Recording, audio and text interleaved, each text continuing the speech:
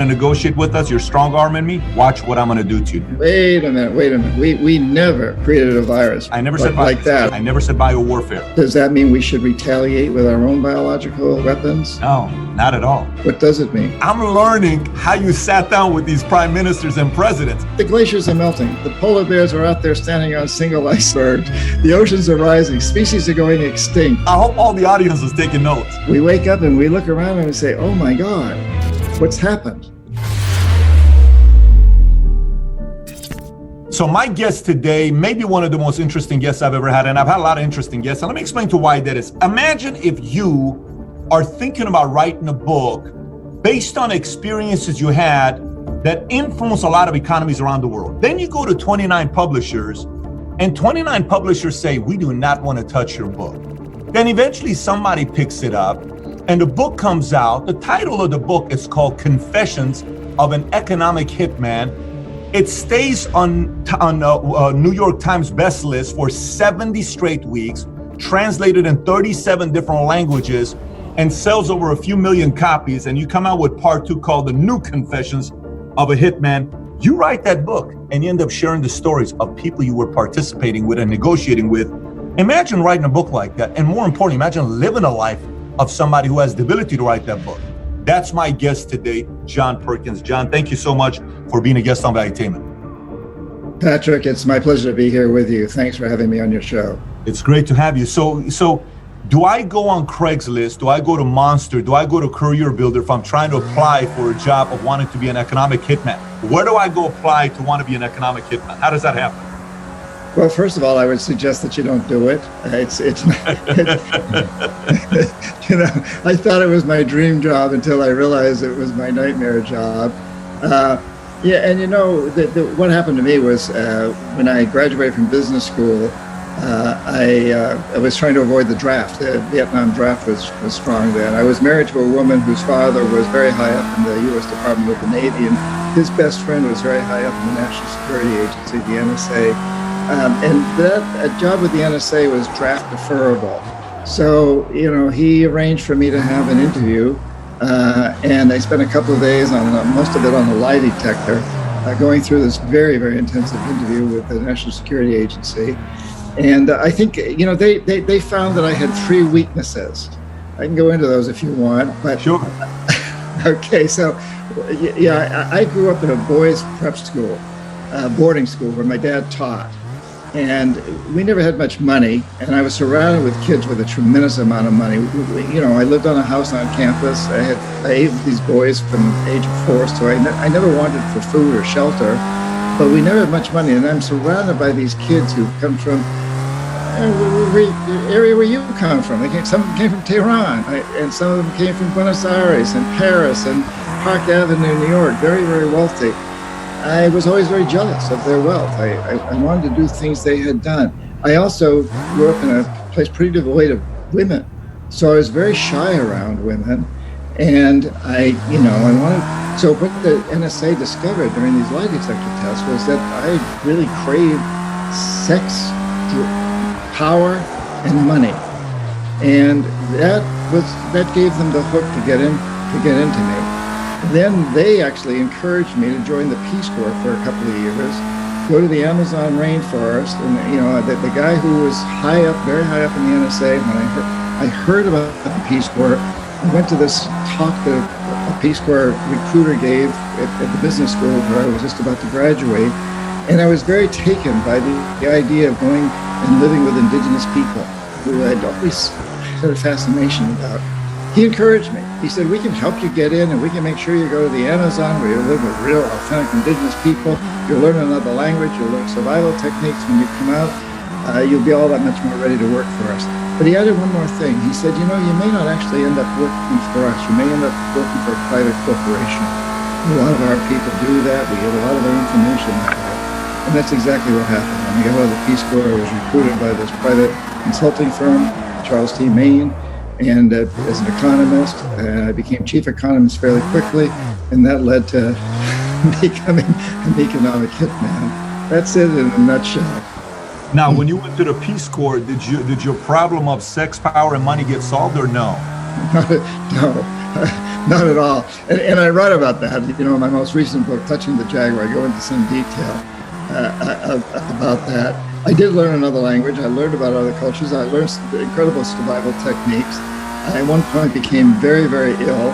I couldn't keep any food down. I was dying. And a 3-day terrible adventure to get to the nearest medical doctor, including a full-day hike through very dense jungle, and then 2 days of riding in a rickety old bus up winding, curvy roads up to about 10,000 feet altitude. No way I could do it. A shaman cured me that night. I can go into that more details if you want to, but to make a long story short, he cured me and then required that I become his apprentice as payment for what he'd done for me. But Patrick, this is 1969. I'd never even heard of a shaman. There was no future in shamanism in those days. I surely did not want to be a shaman. But the guy saved my life, So as it turned out, that was a very, very fascinating experience, because one of the things it taught me that our reality is totally molded by our perceptions. These perceptions change everything. And that became very, very handy knowledge for me when I became an economic hitman, because basically economic hitmen use perception to mold reality. Very, very, very interesting transition from there. By the way, before we go into the economic hitman, what were some of the interesting questions, if you remember, that the NSA asked you in the interview? Well, here's an example. They asked me, how I felt about the Vietnam War. And I'm on a lie detector. I was truthful. I said, I have no desire to go off and kill people who've never done any harm to me or be killed by them. And I don't think they're a threat to our country. Well, I thought that was totally screwed. They would be interested in me after I said that. Another one was when I was in college, when I was earlier, before I went to business school, I was at Middlebury College. I had a good friend there who was Iranian. And his father was actually a general in the Shah's army. One night, we were at this bar, we were at this kind of discotheque. Again, the details are in Touching the Jaguar. We were at this bar, and I ended up getting sucker punched by a big farmer from the hills of Vermont. And my friend Fahad, that wasn't his real name. I don't use his real name, but I can give it to you. But he pulls out he had this technique he showed me before. He'd been a professional soccer player for the Club of Rome. He was older than anybody else in his class at Middlebury. He'd taken time off, played soccer. And he carried this small jackknife. And he'd put his thumb up along the blade, so just a little tip of the blade showed. And he showed me how he did this. And this night he did it. He swept it across the guy's cheek. And of course, the guy thinks he's been stabbed by a knife, but it's really just a little pinprick, but it draws blood. It scares this farmer. It's terrified him. He screams out, and Fahad grabs me, pushes me into the men's room. We jump out the window into the Otter Creek, the river down below. We get back to the dorm, and the next morning, I'm picked up by the campus police. They take me to the police station.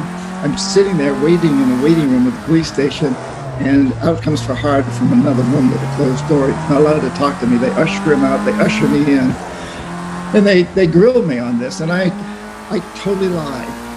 I said, oh, I didn't see anything happen. No, as far as I know, nothing happened. We left. I didn't know anything happened. I totally lied. And now I'm under a lie detector test with the NSA, and they say, have you ever had any run-in with the police? And I have to tell them. And so now I've got these 2 counts against me. There were some other things that went on, we went into the thing about obsession with women, with sex, but totally shy. And also, I've said I opposed the Vietnam War. I've lied to the police. Well, I later discovered they loved that. The fact that I had the guts to lie to the police was the kind of person the NSA wanted. and the fact, that they didn't care about the Vietnam War. This was, they already knew at this point. This is 1968.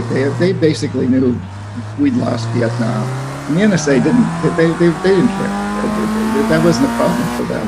So these things that I thought were against me, one that they didn't care about, the other one really served to my advantage. And the fact that, and of course, I didn't know the connection at that point that Fahad, and his father, who was a general in the Shah's military, had a very, very strong connection with the NSA. So, these things at the time that I thought were just going to screw me actually worked to my advantage. Worked in your favor. Wow, that's interesting. So for those who haven't read your story, who haven't read the book, what is the job of an economic hitman? Well, and again, my official title was chief economist. Economic hitman was kind of like calling a CIA operative a spy. You don't call them that. But my job really, and I had several dozen people, very highly qualified young people working for me.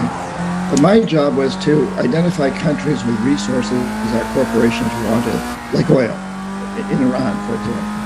And then in most of these countries, arrange huge loans to that country. Now, Iran was an exception there. They didn't need loans. We just wanted their oil. That's another story. But in general, it was to arrange a huge loan to that country from the World Bank or one of its sister organizations. But the money never actually went to the country. Instead, it went to our own corporations in the United States to build big infrastructure projects in the country. Things like power systems, electric power systems, industrial parks, highways, ports. So the country was put into debt, took on these huge loans, and the collateral was the resource that was usually still in the ground, like oil. And then our companies made these huge profits by building these big projects, these infrastructure projects. And,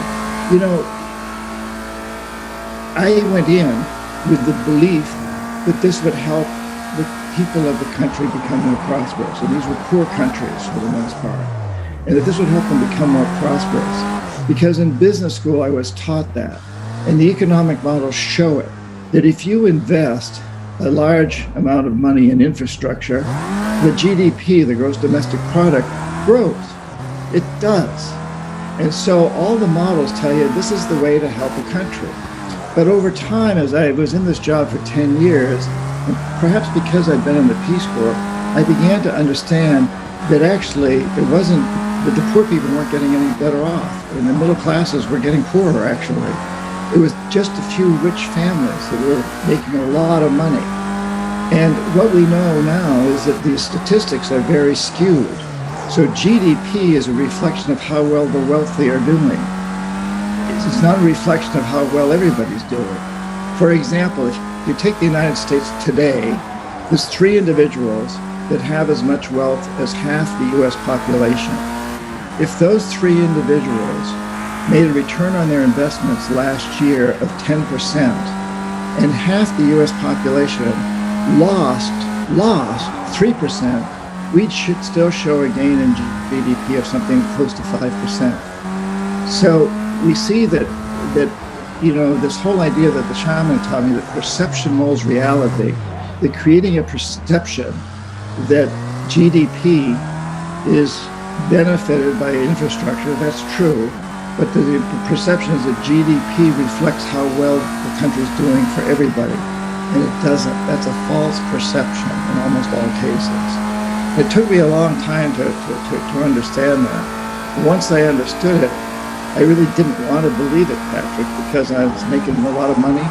I was now getting all the things that I had told the NSA I wanted. I was getting lots of sex, lots of money, and lots of power. And I was wining and dining with presidents, one of them sitting behind you there, and in the picture behind you, the Shah of Iran. Once I knew what I was doing was not what I pretended to be doing, what I portrayed myself to be doing, helping poor people, I didn't want to admit it. I didn't want to believe it. I wanted to keep buying into the procession because I thought I was living the American dream, and I didn't want to let go of it. John, so if we can go back to the system, so if you were to tell me a step process, would you say step number 1, identify a nation that has a lot of resources that we need, that we can monetize, that they're not doing well financially? Would you say that's step number 1? Yes. Okay, what's step number 2? Step number 2 is to send somebody like me and an economic hitman in to convince the president or the minister of finance or whoever's in control that they need to accept a huge loan from the World Bank or the Asian Development Bank or the Inter-American Development Bank or one of these organizations, and use that money to hire U.S. corporations to build the infrastructure. So, got it. So you do a study to show that if they invest, let's say, a few $1 billion in today's terms into building an electric system, you show that for the next 20 years, the economy is going to grow at a pretty high rate. Got it. So number one, identify a nation. Number two, go send somebody like yourself, a chief economist, aka economic hitman, to meet with the Ministry of Finance or the PM or the president, whoever it is, the main leader, and tell them we can go to World Bank and get a loan for this much money and have American business create infrastructure in your country. That's going to create a lot of jobs and it's going to benefit you. And in that conversation that you're having with them, is that a forced conversation or is that a butter, smooth, amicable, everyone's going to win? What kind of a conversation is that? You just asked the key question, Patrick. So you go in and you're armed with a very sophisticated report that your financial experts, the guys who work for me, we produced econometric models, fancy, mathematical models to show how everything would benefit, how much industry would grow, and so on and so forth. You go in and you hand this to the president, and you basically say, "Hey, Mr. President, if you take this loan on, and it's going to really benefit you and your family and all your friends, because your family and your friends own the industries, they own the banks, they own the commercial establishments, and all of those are going to benefit from infrastructure. Oh, and by the way, our construction companies are going to hire your brother-in-law's firm that happens to lay pipe, and your sister owns the John Deere franchise. We'll run a lot of John Deere equipment, and we'll pay top dollar for it. We're not going to try to negotiate her down. We're going to negotiate her up. In fact, you end up often, let's say, paying $2 million to rent equipment that should only cost you $1 million. It's a bribe, but it's a legal bribe. Nobody can find you fault if you made a lousy decision and paid too much. In fact, nobody's going to look, but if they did, you'd get out. So all these ideas. Oh, and incidentally, Mr. President, you and all your ministers and your cabinet, all of their children are going to get we're going to help them get into colleges. My company was in Boston, a lot of good colleges. We had a lot of contacts. We're going to get them into the best colleges in Boston area, and we're going to give them full scholarships. And we're going to give them jobs during Christmas vacation and summer. And when they get out of college, they have guaranteed jobs with us. These are bribes. But actually, we went out and we talked to the press, the Boston Globe, the Boston media, and we said, hey, we gave $1 million last year in scholarships to kids from poor countries. We don't mention that those were the kids who didn't need the scholarships. But so there were all these, there were very strict anti-corruption laws in the United States in those days, and I guess they still are. But there's so many ways to get around them, and we knew all those ways to get around them. So you go in and you tell the president this.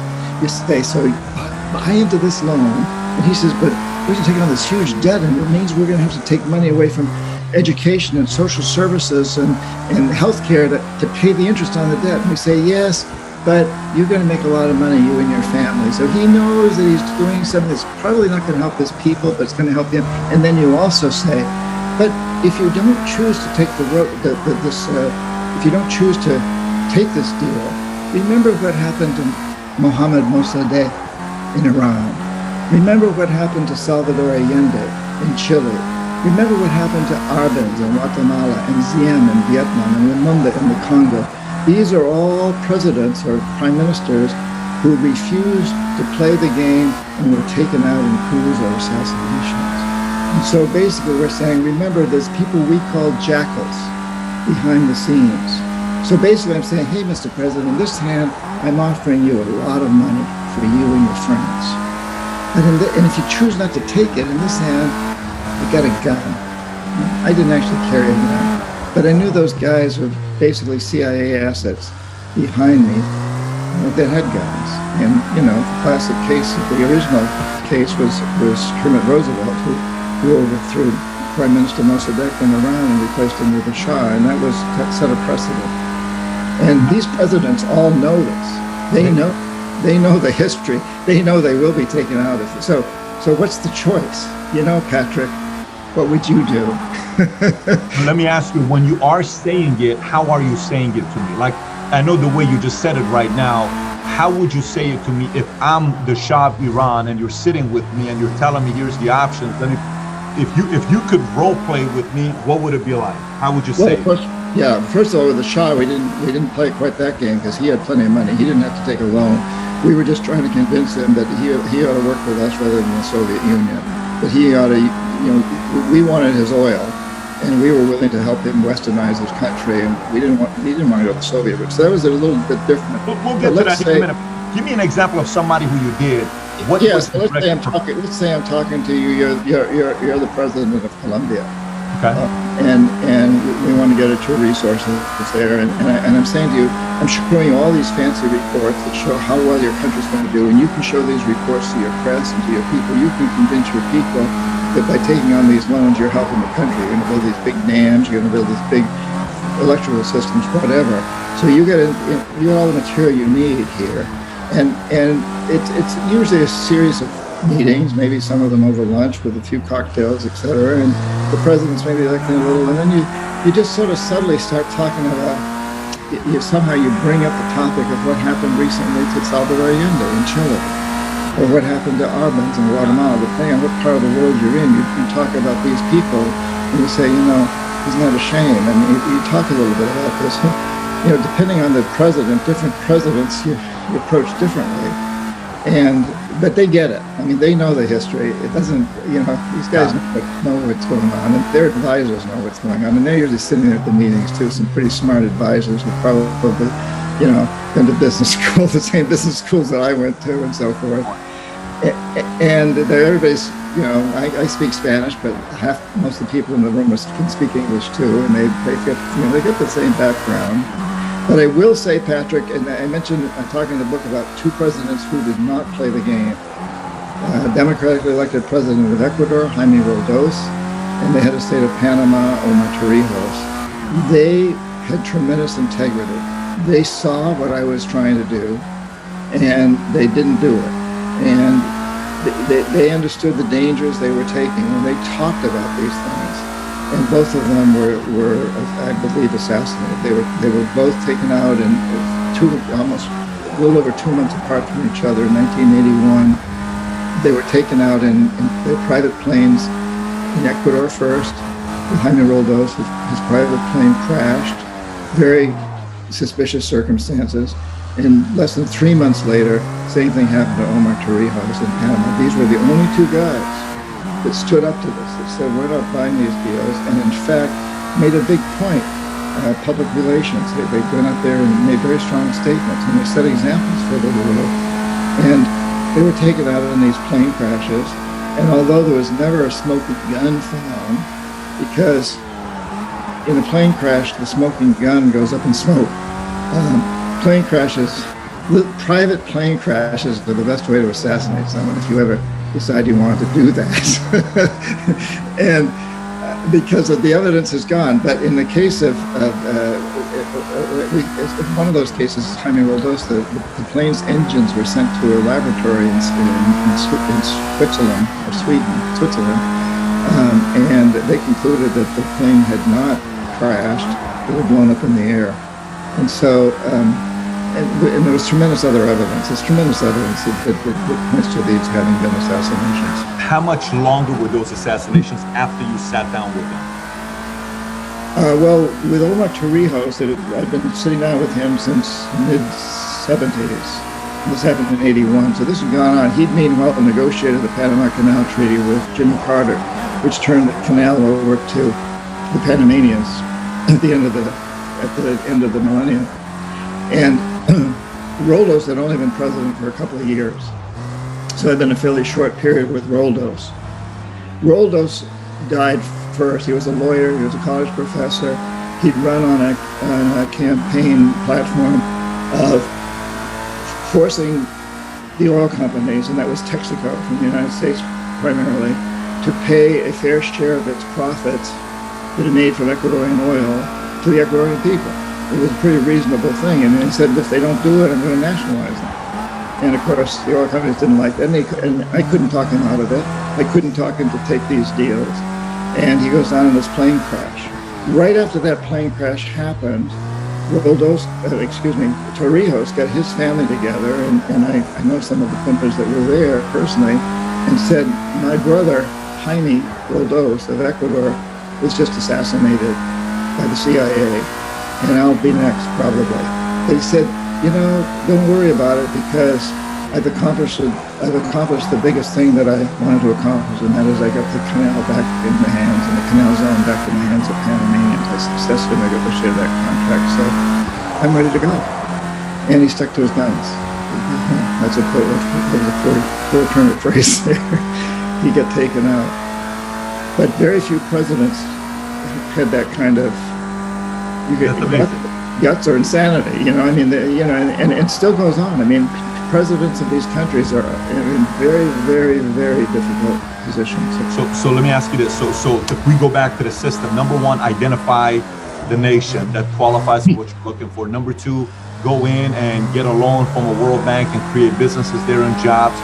And in return, we're going to take care of your kids. We're going to put them at Harvard. We're going to put them at Brown. We're going to put them at Columbia. We're going to put them at Yale.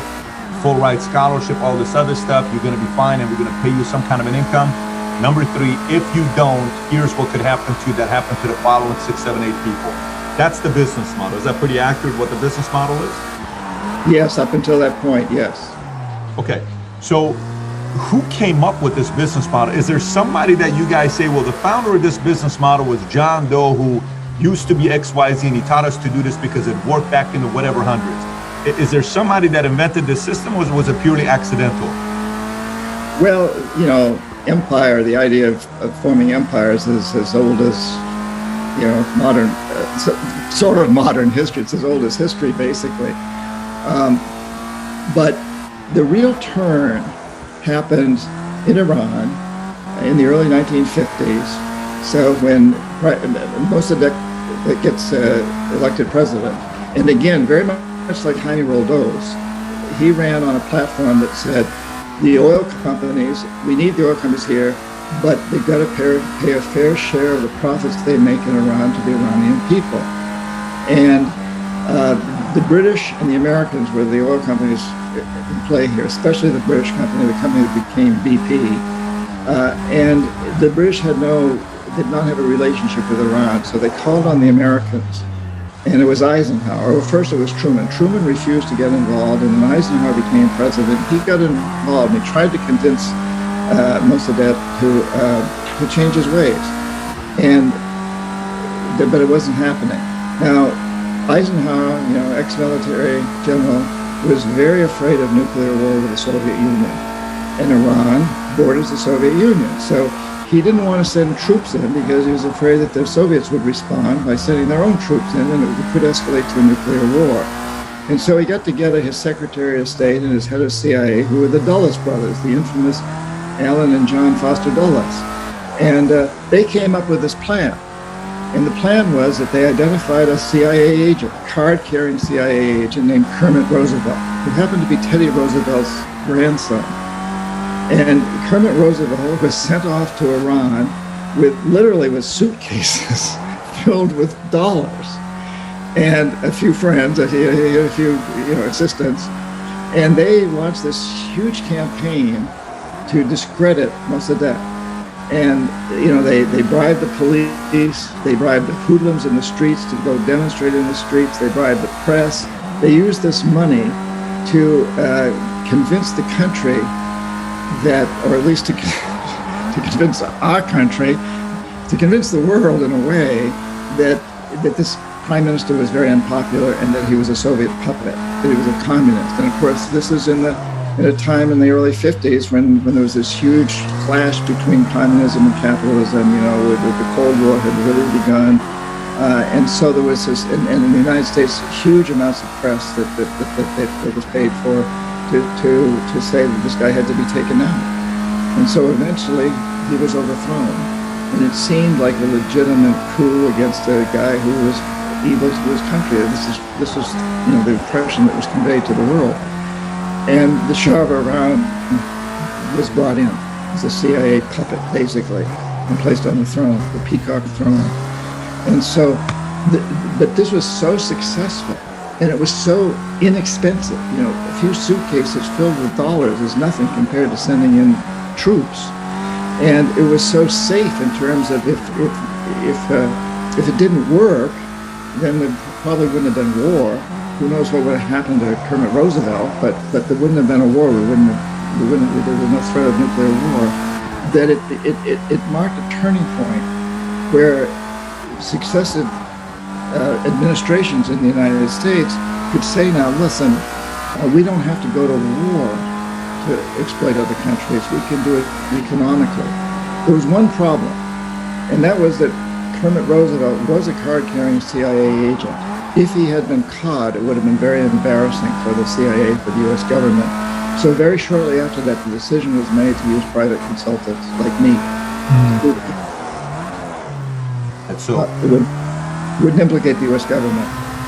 Got it. So this is why when you went to your NSA interview, they said we may not hire you, but you may work with one of the companies that we are in partnership with.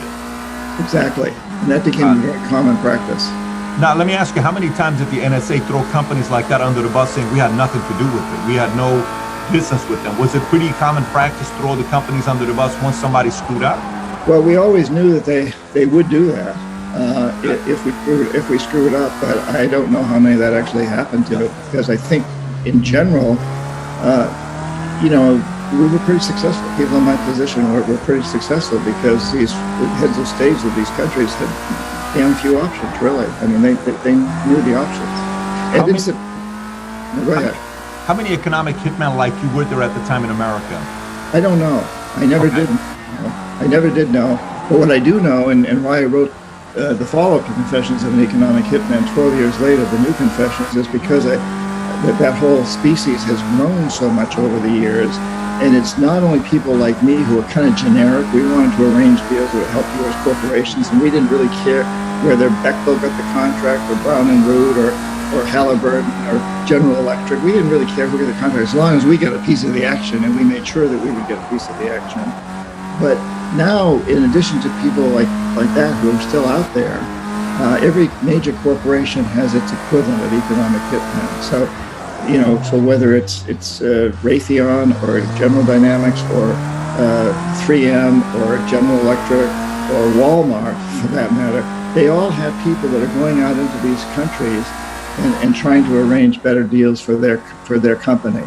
And, we see that so blatantly when a company decides that it's going to build. We even see it within the United States. So remember when Amazon was going to, put in their next headquarters office, they got Northern Virginia to vie with New York City, and what they were asking, they had these economic hitmen going in and telling these cities, hey, look, you'll get a lot of employment here if we move our headquarters here, or part of our headquarters here, but you got to give us a big tax break, and you got to give us low wage rates that we can deal with.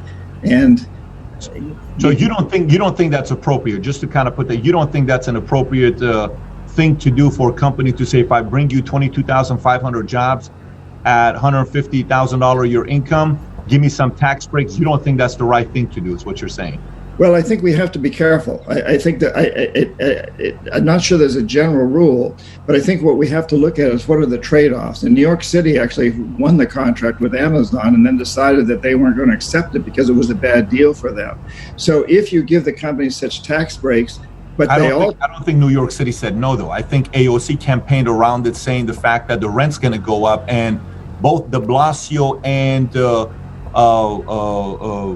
what's the governor's name? Cuomo, both de Blasio and Cuomo wanted it, but AOC's campaign drove Bezos away, and Bezos finally said, I'm not going to put it here. So New York wanted it, but AOC kind of pushed them away. Well, yeah, who does AOC represent? Obviously, she's a big supporter of the socialistic philosophy, and Cuomo and de Blasio kind of wanted those jobs in New York. And you would think that Cuomo and Blasio would be more powerful than her, wouldn't you, actually? I mean, they've got the big corporations behind them. I don't think so. I think because nowadays, one of your talks you gave, which was very powerful, you said, I don't know if it was your TEDx or I don't know which interview you did, you talked about the fact that the power people have today to send emails to companies to talk about the fact that, hey, let's do more social, let's give back to community, let's use our power and resources to Send an email. People are listening nowadays. There's this thing, not email today, called Twitter. Well, AOC has nearly 8 million Twitter followers.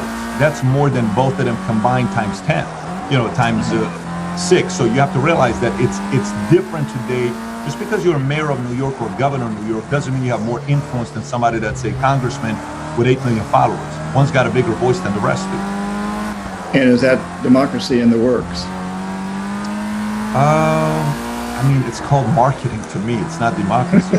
I think there's always been a fine line there, hasn't there, between democracy and marketing. In any case, I don't know, who's right or wrong, but the point being that, do you bring a company in and offer them huge tax breaks, but at the same time you give them huge benefits in terms of the school system, the fire departments, the police departments, the sewage systems, all these other things that the company benefits from, the airports, do they pay their fair share?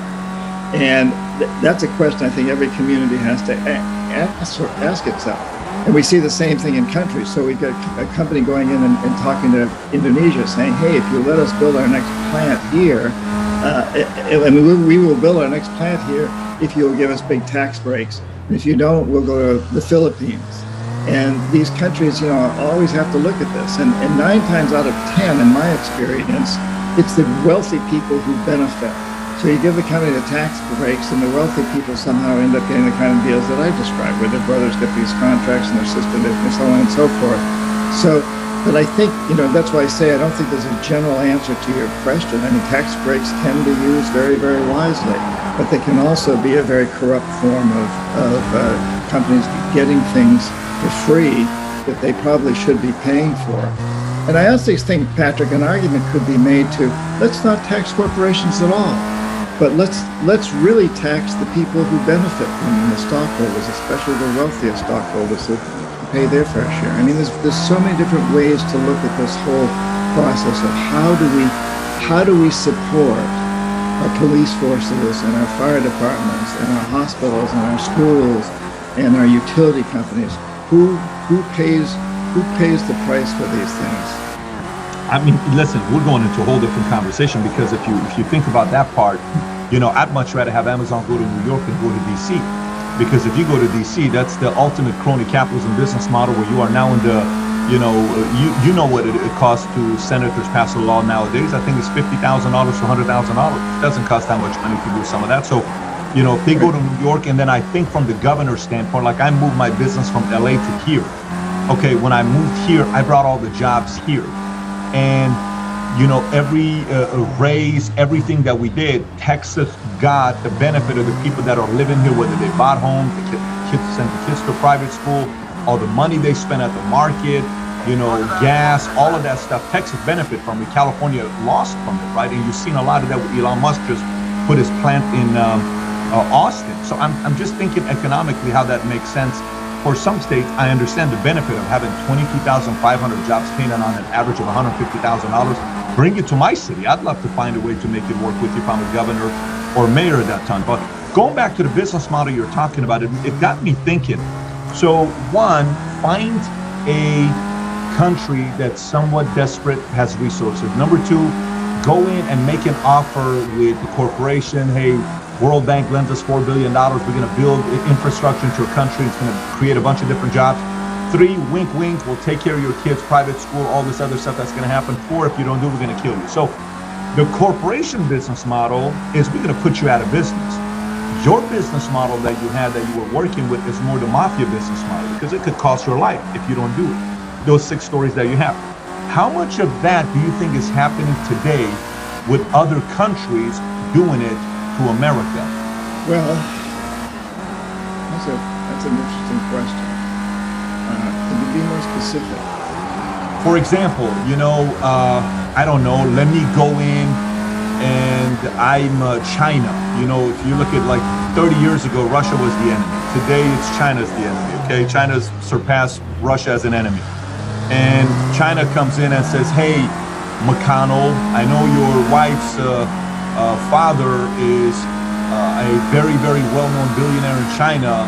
We'll do this for you. Just kind of be a little bit lenient with us, but we'll take care of you. Hey, Biden, if you allow us to do this $1.5 billion deal, we'll put your son on the board and pay you $50,000. It's a form of an economic hitman. That's what I'm saying. How much of that is China studied what US did, and now China's saying we're going to take it to a whole different level? Do you think China's using any of that economic hitman business model?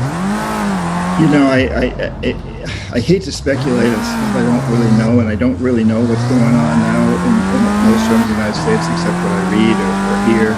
I certainly would expect that China would be trying to do that, because that is part of the model.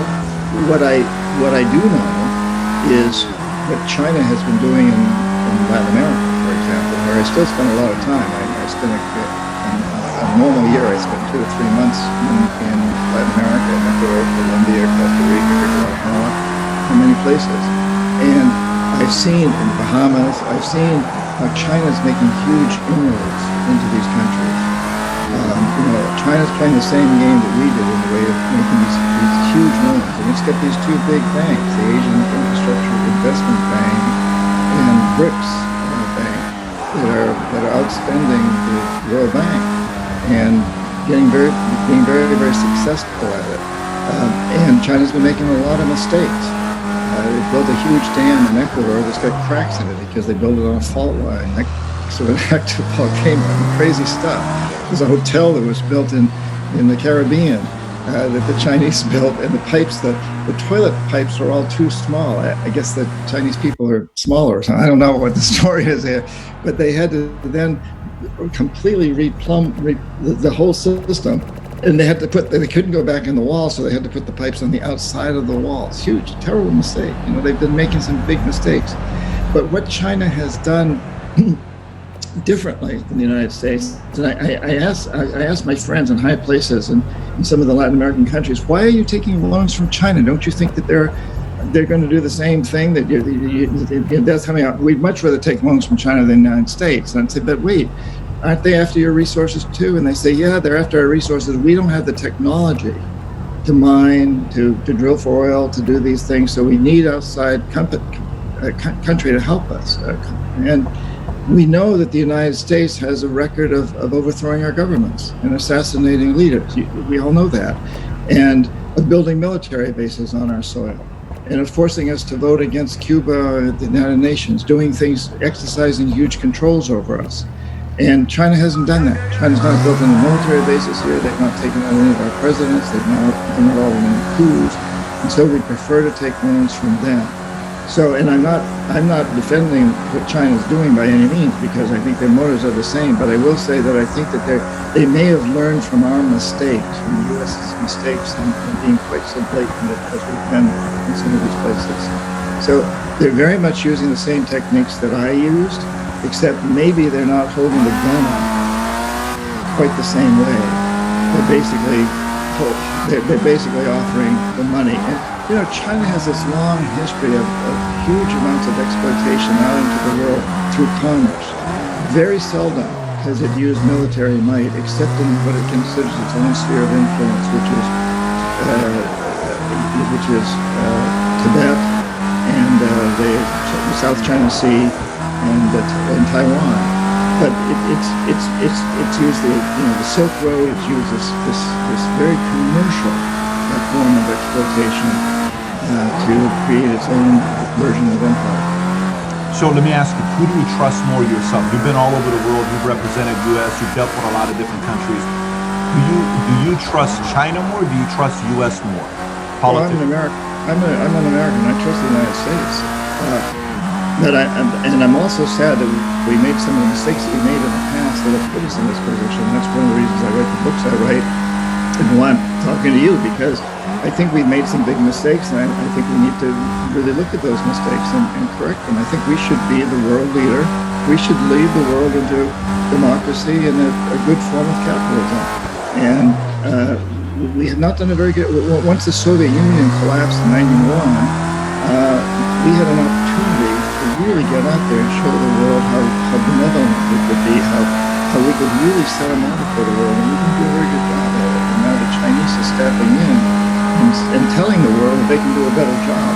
I don't think they can do a better job. I'm an American, I want to see us resume the leadership role and do it in a way that convinces the rest of the world that our system is the best. John, how much are you following the election right now? How much are you following the story of the election right now, going back and forth between Biden and Trump? Well, yeah, I'm following it. I don't know, how much. What do you mean? How much can you follow? It's in the news. I listen to the news every day. But the reason why I'm asking that is because, when I asked the question about McConnell and if there was a model of economic hitman being used for Chinese to potentially try to win over McConnell or Biden, you kind of skim past through it. But for somebody that this is like your cup of tea, this is your world. I mean, I would assume you'd be an expert to give us feedback to see if let's just say China was bringing a deal in of $1.5 million and investing and paying $50,000 a month to somebody's son, is that a model of an economic hitman? Yeah. It is. So that is a model of an economic hitman. Yeah, if that's what's happening, yes, it's the same. It's very similar to the model that I did. What I was basically saying, Patrick, is, I like to have a lot of credibility, and I think I do from all parties. I don't take the political stance, and I intentionally. I have my own politics, but I don't try to bring it in. I want to talk about what I know, what I've experienced, and what I was basically saying is right now I'm not in that business, and so it's hard to comment on it.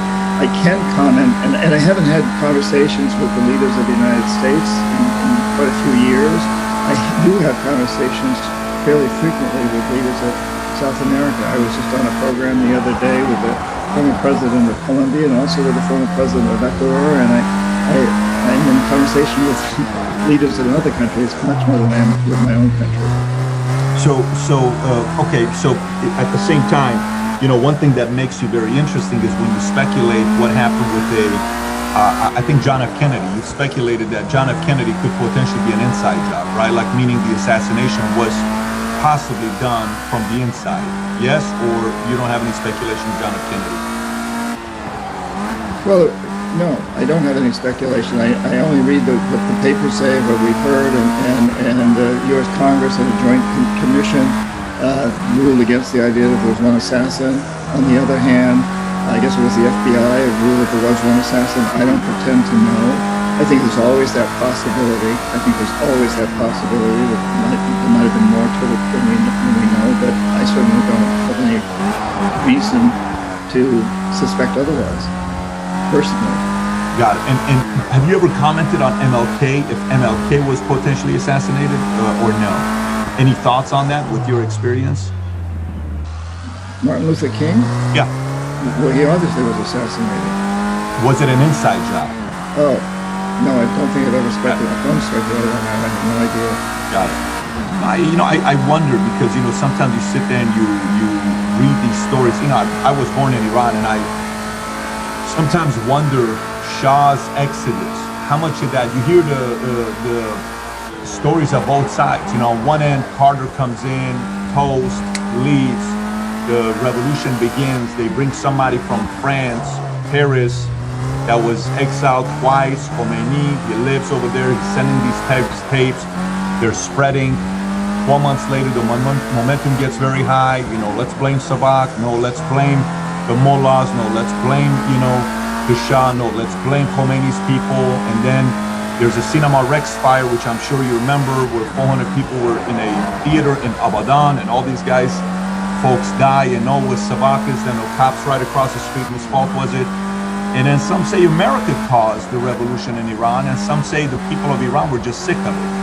From your experience of having been around a lot of those people, what would you say, your opinion on what happened in Iran with the end of Shah's regime? Well, first of all, I was shocked at what happened in Iran. And my own personal experience was one night I'm sitting in the Tehran Hilton, the Intercontinental in Tehran at the bar. I was staying there, and I'm sitting at the bar, and I get a tap on the shoulder, and I turn around, and there's a man behind me who I recognize, and it's Fahad, the guy who I went to Middlebury College with and got in a knife. Incidentally, he got expelled for being in that fight. They did pin it on him, even though I denied it. And he tapped me on the shoulder. He's standing behind me, and I haven't seen him in many years, well over 10 years. He's gained a lot of weight, but I recognize him, and we just chat for a few minutes, and then he said, "John, I've got a ticket here in my hand. You're flying out with me on Air France tomorrow morning at 5 a.m. to Rome." And I said, well, no, I've got a meeting tomorrow with somebody very high up in the Shah's administration. And he said, no, you're not. You're going with me to Rome. We're going to go and stay at my dad's house. And I said, well, your dad is a general in the Shah's army. He's here. He's not in Rome. And Farhad said, no, he's always had a house in Rome. He's kept it, and he's living there now. He's left around permanently, and you're coming with me. And I got on the plane with him the next morning, and it was the next day, all that next week, that the things erupted in Iran, that the beginning of the revolution happened. And I never, and I went and I stayed at the general's house in Rome for a couple of days, and I said, so what's going on? He said, well, the Shah has lost it. He's out. He's never going to make it. And this guy said, I think the Shah has lost his mind. I said, he's not the guy he used to be. And, I never really understood what went on, because from my perspective, and most everybody that I knew who was working in Iran, the Shah was very popular. His picture was everywhere. He and Princess Farah, his wife, their pictures were everywhere, and people seemed to really love them. We thought they did, and she was sponsoring international tennis tournaments and film festivals and bringing a lot of culture to the country. We had this impression. And so I was shocked, totally shocked. But, over the years, people pointed out to me that all the information I ever got in Iran came from Iranians who spoke English, who were mainly educated in the United States or England. And they all worked for the Shah, ultimately, in one form or another. So whenever I was out interviewing people who didn't speak English, I had interpreters there with me who spoke English. So, it was portrayed to me that I didn't really understand the tremendous undercurrent against the Shah. I don't know whether it was there or not. I've been told I just didn't see it or hear it because I wasn't privy to that information. Unlike in Latin America, where I could always hear the undercurrent of some of the anti-Americanism that was going on there, some of the fear of exploitation, because I'm fluent in Spanish, so I could talk to street sweepers, I could talk to carpenters and people in the street. It wasn't just I didn't have to do everything through an interpreter. I didn't have to do anything through an interpreter. So there's a big difference. So in Iran, I was very much blindsided, and I think most everybody was. I mean, companies lost a lot of money. My own company lost a lot of money. It's interesting, Patrick, that my company, Charleston, Maine, in all these countries where we work, we usually were paid by the World Bank, or one of those organizations. So we didn't worry about getting paid. The money came directly to us from the World Bank. It never went to Colombia or Guatemala or Ecuador. They signed off on the loan, but the money went directly from the World Bank to our banks. And so we didn't worry. The one country where that owed us, and if countries did owe us money, we insisted on being paid before we produced the report. So we'd go in and do the work, and then we'd have a report that they wanted, but we didn't give it to them until we got paid. Iran was the one exception. We trusted Iran. We trusted the Shah. And so my company lost a lot of money after the overthrow of the Shah. So we were totally blindsided. We just didn't have any idea. We thought the place was safe. It was a very interesting thing as I look back on it, to think of how naive we were, I guess. But again, I don't know. Was there a big undercurrent? I still don't know. What the story is. It's been 30 years since the event happened. You even hear CIA reports saying the fact that there was involvement with the U.S. wanting to get him to fall, and for the Shah to have a fall. So you read a lot of different stories. I just thought maybe if you had been involved in that, maybe you would have certain that we don't have. I can't imagine that they wanted the mullahs to take over.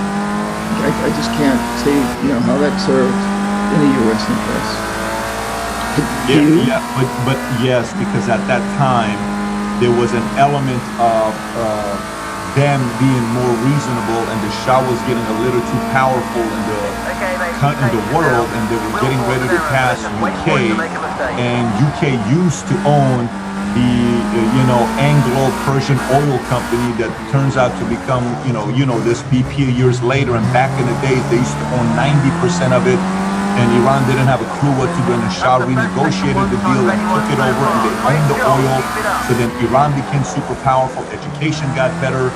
Things got better. Frank Sinatra used to party over there. Everybody used to go over there. Elizabeth Taylor used to date Zahedi. All these things happened to Iran, and Iran became a place where rich people would go to, and some people weren't happy about it. And let's face it, the Shah of Iran got a little bit too confident, and a couple interviews with BBC said that the blue-eyed people are taking too many sleeping medicines. I don't know if you remember that interview or not when that took place. And he said within 5 years we'll be the size that you are, and within 25 years we'll be competing with other Western companies. And he had a smirk on his face when he said that. It's almost a method of competition we're coming after. And I don't know if politicians like that, because the more turmoil in the Middle East, the more control. The less turmoil, the more control. It's an interesting dynamic of what happened. I just thought maybe you had insight that maybe we didn't have. Yeah, and it's also interesting that this guy who was very close to the Shah, my friend's father, who was a general, and close to the Shah, said that he thought the Shah was losing it. That he was losing it. He had dementia or something. And of course, we know he had cancer. So, yeah, it's very, very complex, but it's always been mind-boggling to me to try to understand exactly what happened and how. If the CIA wasn't involved in the overthrow of Iran, then how could the CIA have been so blindsided? It's one thing for me to be blindsided. I don't speak Farsi, but people in the CIA certainly did. They certainly had operatives. They certainly had access to Savak, the Shah's very brutal secret service. The CIA was deeply involved with Savak, or had been. CIA trained the Savak. CIA actually trained Savak. Yeah, exactly. Yeah. Savak was all the brutal methods Savak learned from CIA, which is interesting to train them. Well, yeah, and that's true. So throughout the Americas too, Latin America, where you had the exclusive Americas. But yeah, so it's hard to believe that the CIA was really blindsided the way the business people were. But I wish I knew that. Did you ever have a face-to-face with the Shah, or no? Did you ever have a chance to meet him? Yes, I met him. It was always with other people. It was not a one-to-one sort of meeting like I had with Roldos and Torrijos in Latin America. It was group things, but yeah, I certainly met him, shook his hand. Did you ever deal with Zahedi or no? His ambassador, U.S. ambassador, Zahedi? Ardekir Zahedi? No. You never dealt with him? For me, for a guy that was born there, I had my family who, one side they were Tudeh. I don't know if you remember what Tudeh community is. Remember the Tudeh? Okay, they were the communists, which a lot of time Mossadegh was linked to, because Mossadegh was more like a modern-day Bernie Sanders. He was more of a socialist, and he didn't like the fact that Shah's family got rich because of oil and all this other stuff, and so there was a community that didn't like the Shah and a lot of the people in Iran getting rich. And then you had the other side that was loving how Iran was growing and expanding and reinvesting. And so just like any other, you're seeing some of that in America right now. You look at America right now, there are a lot of people that are not happy with America creating a lot of wealth. Every time you hear somebody become a millionaire, it's almost like you have to keep it a secret. Are you a millionaire? No, I'm not. No. Michael Moore, don't ever say I'm worth $50 million. I'm broke. I'm just a regular guy. I know I made a video about that. You're seeing all of these people in America today that are embarrassed to say that they're living the American dream, where at one point it used to be like the ultimate goal. You come to America to live the American dream, and there was some of that going on with Iran. I ask because, I got family, I'm raising my kids here. I want to make sure that doesn't happen in the country I've chosen to live in, to see what's going on here. So, just out of curiosity for someone like you, what do you think is the biggest threat America has today? We have a lot of different things that we're hearing about. You're hearing about bio-warfare, cyber attack. You're hearing about proxy wars, China, tariffs, Brexit, Venezuela, oil, Maduro, the border. All of these things that's going on. For someone like you, that some tells me you're not saying everything that you know, because you kind of want to also you don't want to say the wrong thing to piss off the wrong person. I kind of get a feeling you're kind of holding back a little bit, which is fine. I can respect that. But let's see if we can get an answer from you, from someone that has experience for the rest of us, to kind of position ourselves better. What do you think is the biggest threat today to America? I think it's us. I think the divisions that are occurring in this country, the fact that our Congress seems to be, stalemate right now. We've got this, there's the Democrats and Republicans fighting over what are we going to do with the $600 a week? What's next? And so nothing happens. And I'm terribly concerned with the way that we budget things. So, for example, $54 of every $100 you pay in taxes, all right, any American who pays U.S. taxes, $54 out of every 100 in the discretionary budget goes to the military. And the military is spending a hell of a lot of money on aircraft carriers and other things that are kind of outdated in this time of drones and cybernetics. The Chinese, the Russians, they're spending their money. They spend a lot less. Our military budget is as large as the next 10 countries combined. And we're spending it on things that basically fulfill to every state. Every state has benefits from a big military budget. So every congressperson wants to keep the budget growing and keep it making stuff that's to a large degree outdated. I wish we'd spend a lot more money on cybernetics. I think our threat from China and Russia is not from aircraft carriers.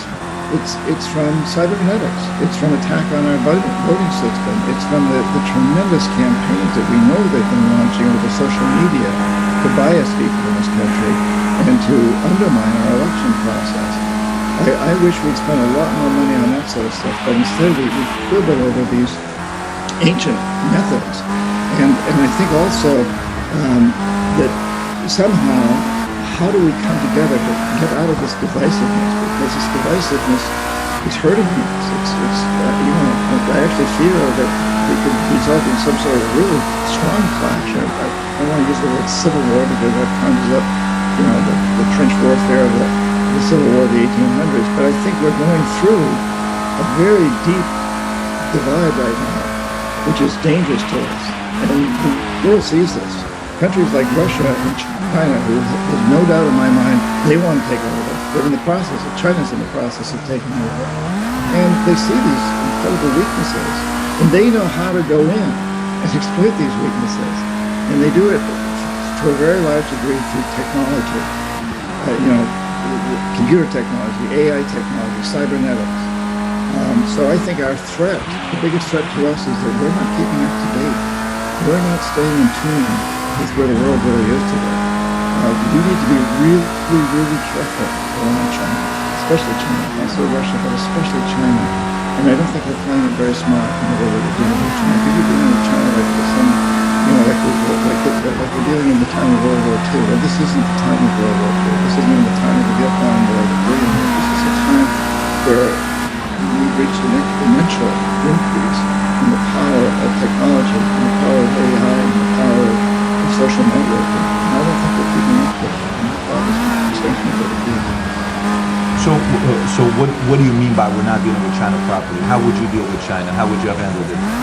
Well, for one thing, I would strengthen our own abilities to protect ourselves from cyber attacks, from virus attacks, put more emphasis on our healthcare systems, on our social networking systems, on our educational systems, really bring our people up to date as to what's going on in the world. I don't think we're doing a good job of really keeping people informed of what the real threats are here. When do you think is the last time we did a good job on those things? I think we started making the mistakes when the Soviet Union collapsed in 91, big time. I think at that time, we became rather arrogant. We were the world's only superpower suddenly. So up until that time, we've been competing with the United States. We kept pretty sharp. We've been competing with the Soviet Union. We kept pretty sharp. Once the Soviet Union collapsed, we kind of just, I think, focused on materialistic gain and spreading corporations, exploiting other countries, rather than really keeping up on things. And then, China took a huge advantage of the period when we went into Afghanistan, we went into Iraq, and then Afghanistan. So after 9/11, I think one of the biggest benefits from 9/11 is China. And I'm not suggesting China didn't 9/11, I'm just suggesting that they knew how to take advantage of the United States. Suddenly, up until that time, we've been watching China, we've been careful about our trade deals with China, but after 9/11, we were so focused on Iraq and Afghanistan and the Middle East that we kind of lost track of China, and during that time, China just rose up. I mean, it truly rose up and is now another superpower. There's no question about it. We're not alone anymore. We're not the sole superpower. So I think we blew it during that period, and we had a tremendous opportunity to really influence the entire world and bring our systems to bear on the world in a good way. So when's the last time we did it right? All those things we talked about. Because that's when we did it wrong. So essentially you're saying Reagan. But when did we do it right? Well, that's a tough question to answer, because I'm not sure you can ever say anybody ever did it completely right. But we came out of World War II as the world's hero, and as an example to be followed, a leadership area to be followed. And there was a whole process during the next years where I think that we moved in that direction. I think the Vietnam War was a big mistake, because that also pissed off a lot of the world, and in the end showed the world that we couldn't, that our form of warfare failed against a different kind of warfare.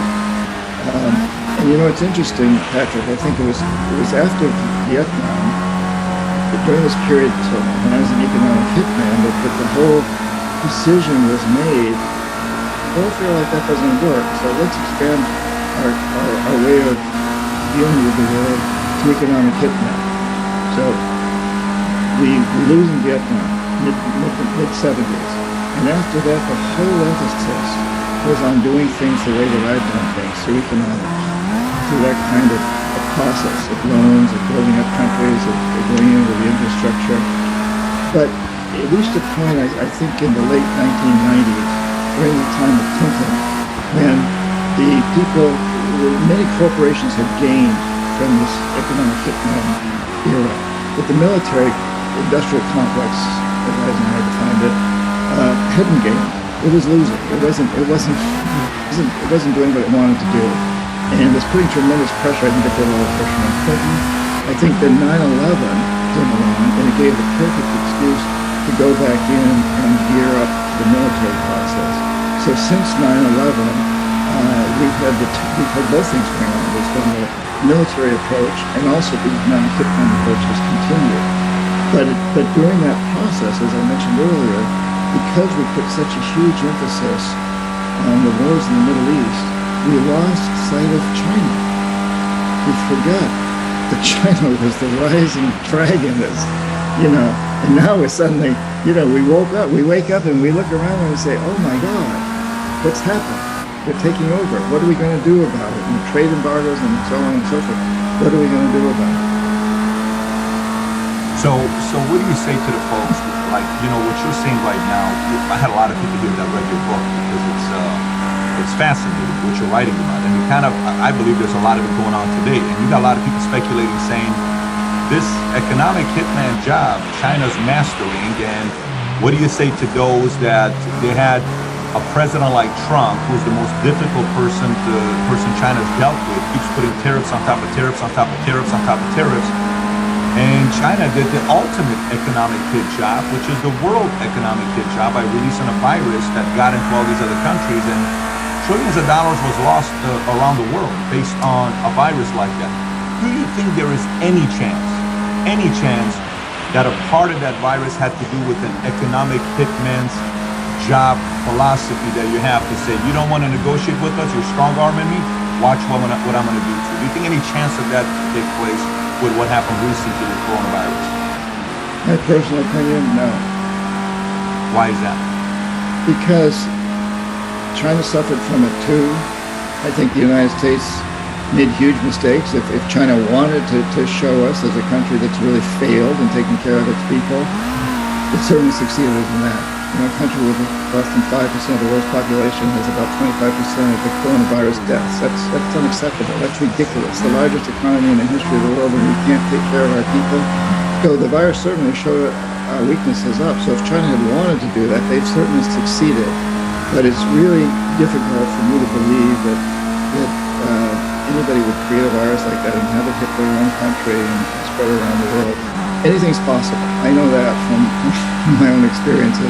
There's always stories behind the story, so there's always that possibility. I would never say never, but in my opinion, I think that's extremely unlikely. I think that, people like Bill Gates had prophesized, had predicted that there would be a virus 5 or 6 years ago. He said this is likely to happen. Many medical authorities have said that it was bound to happen at some point.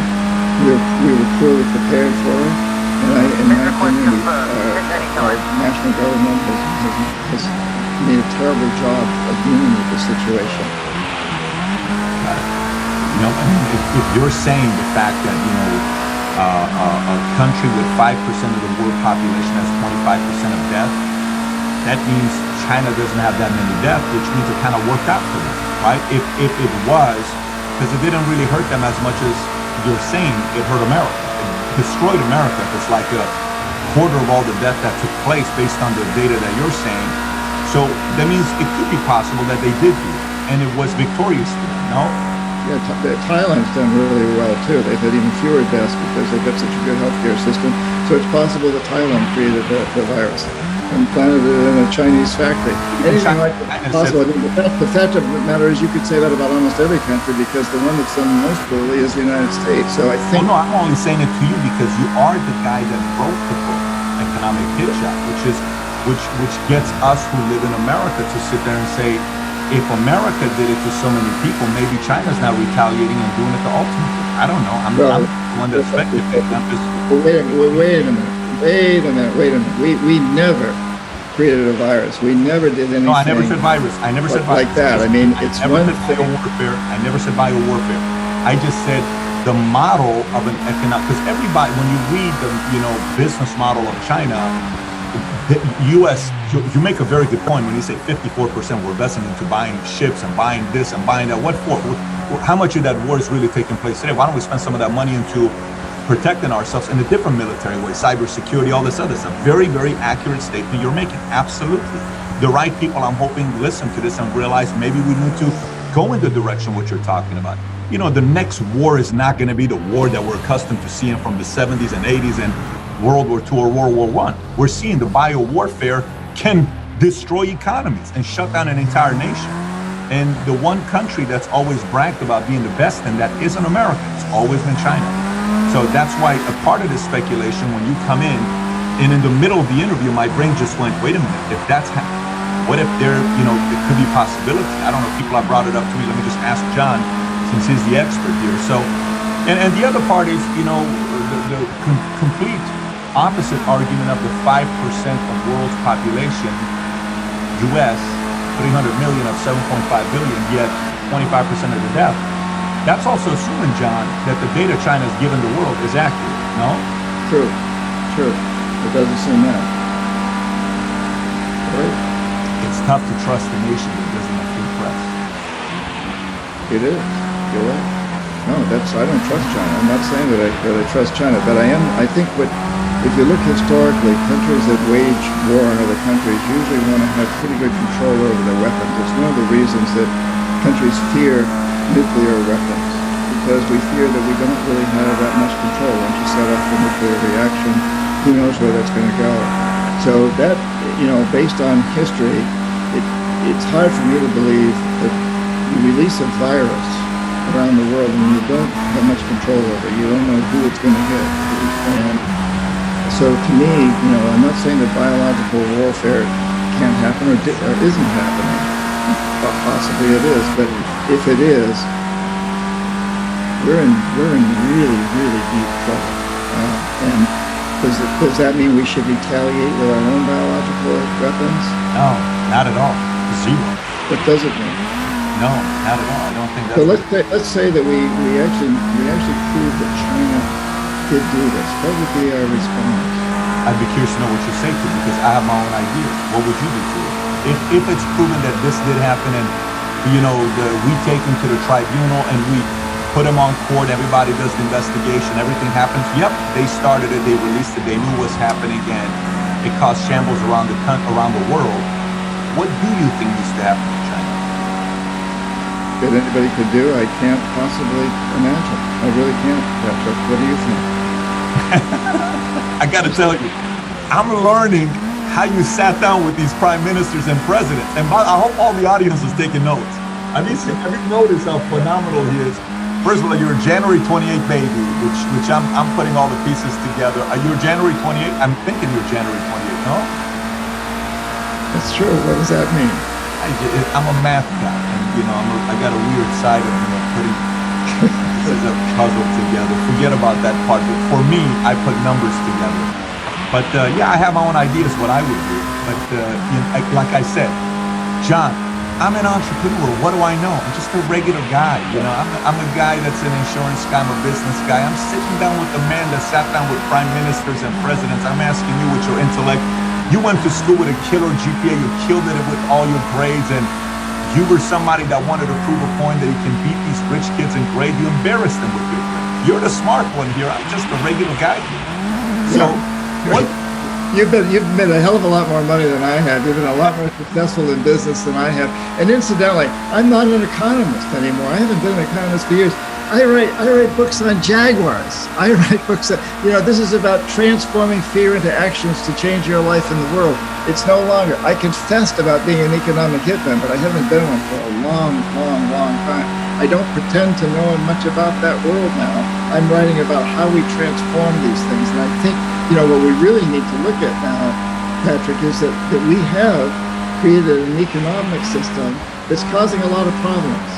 It's causing climate change. The glaciers are melting. The polar bears are out there standing on single icebergs. The oceans are rising. Species are going extinct. The income inequality is huge. And what we've really done is we've created an economic system that's consuming itself into extinction, what I call a death economy. And we've got to look at that. And it's very, very likely that most of our problems, like even the coronavirus, all the racial issues, they're all problems, but they're not the problem. They are symptoms of the problem, and the problem is a system that we have created globally, a governmental, social, economic system that puts way too much emphasis on short-term maximization of consumption, materialistic consumption.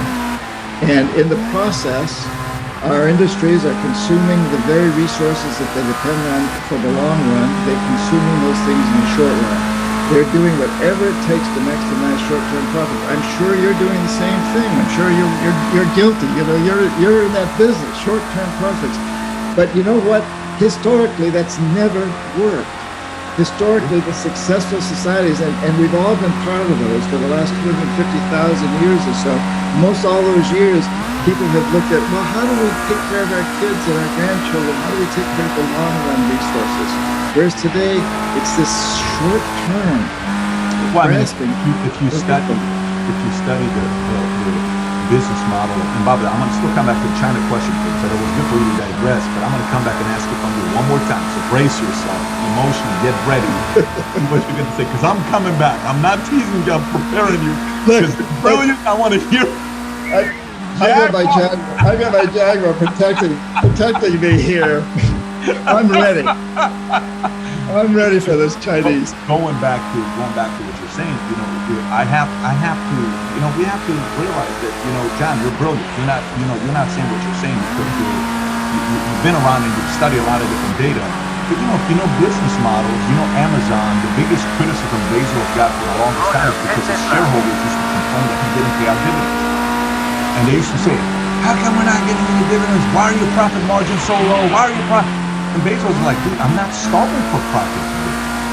If you're patient with me, we're going to do big things. So when he first started the company, he went to 40 different people, and he raised $50,000 apiece, which is $2 million. Those people that get $2 million, he gave them 20% of the company. That $2 million, that was 20% of the company, is worth $200 billion to you. Okay, so he came and he says, I'm not going after profit. I'm going from value, like for myself. I'm not the highest paid guy in the company. I've not been the highest paid guy in the company at all because I wasn't taking profits. I was rebuilding value, infrastructure, putting back. And then it led to what it led to. And God knows how much money we've given back to charities and different kind of foundations and things we've done. So pure business model doesn't work if you chase profit. Long term, it only works if you chase value, and then you have an infrastructure. And then you, of course, you have a lot of power at that time. You and I both know, like today, when people talk about who's got the power in America, is it politicians or large corporations? Who would you say? It's an easy answer. Politicians or corporations? Who's got the power in America? Corporations. There you go. I don't think anybody disputes that. That's why there's crony capitalism. It's very ugly what's going on with all these guys buying people behind closed doors. But I'm going to go back to the question. Wait, let me respond to what you said for just a moment. Yeah. So I think I would dispute with you your description of that model, because I think Bezos, and I suspect you, did make huge profits. Made huge profits in certain sectors of the business and plowed those, rather than taking those profits and claiming them as profit. They were profits, but he plowed them back into buying other businesses. And I don't know whether you did that or not, but I know Bezos did that. He went and bought more and more businesses. He was making profits, but he was also plowing those profits into other businesses. What I'm saying is he didn't take it out, like to say all he cares about is taking the profit side. The guy was trying to build an empire and compete against the bigger guys. Yeah, that's right. Yeah, smoke and mirrors. No profits.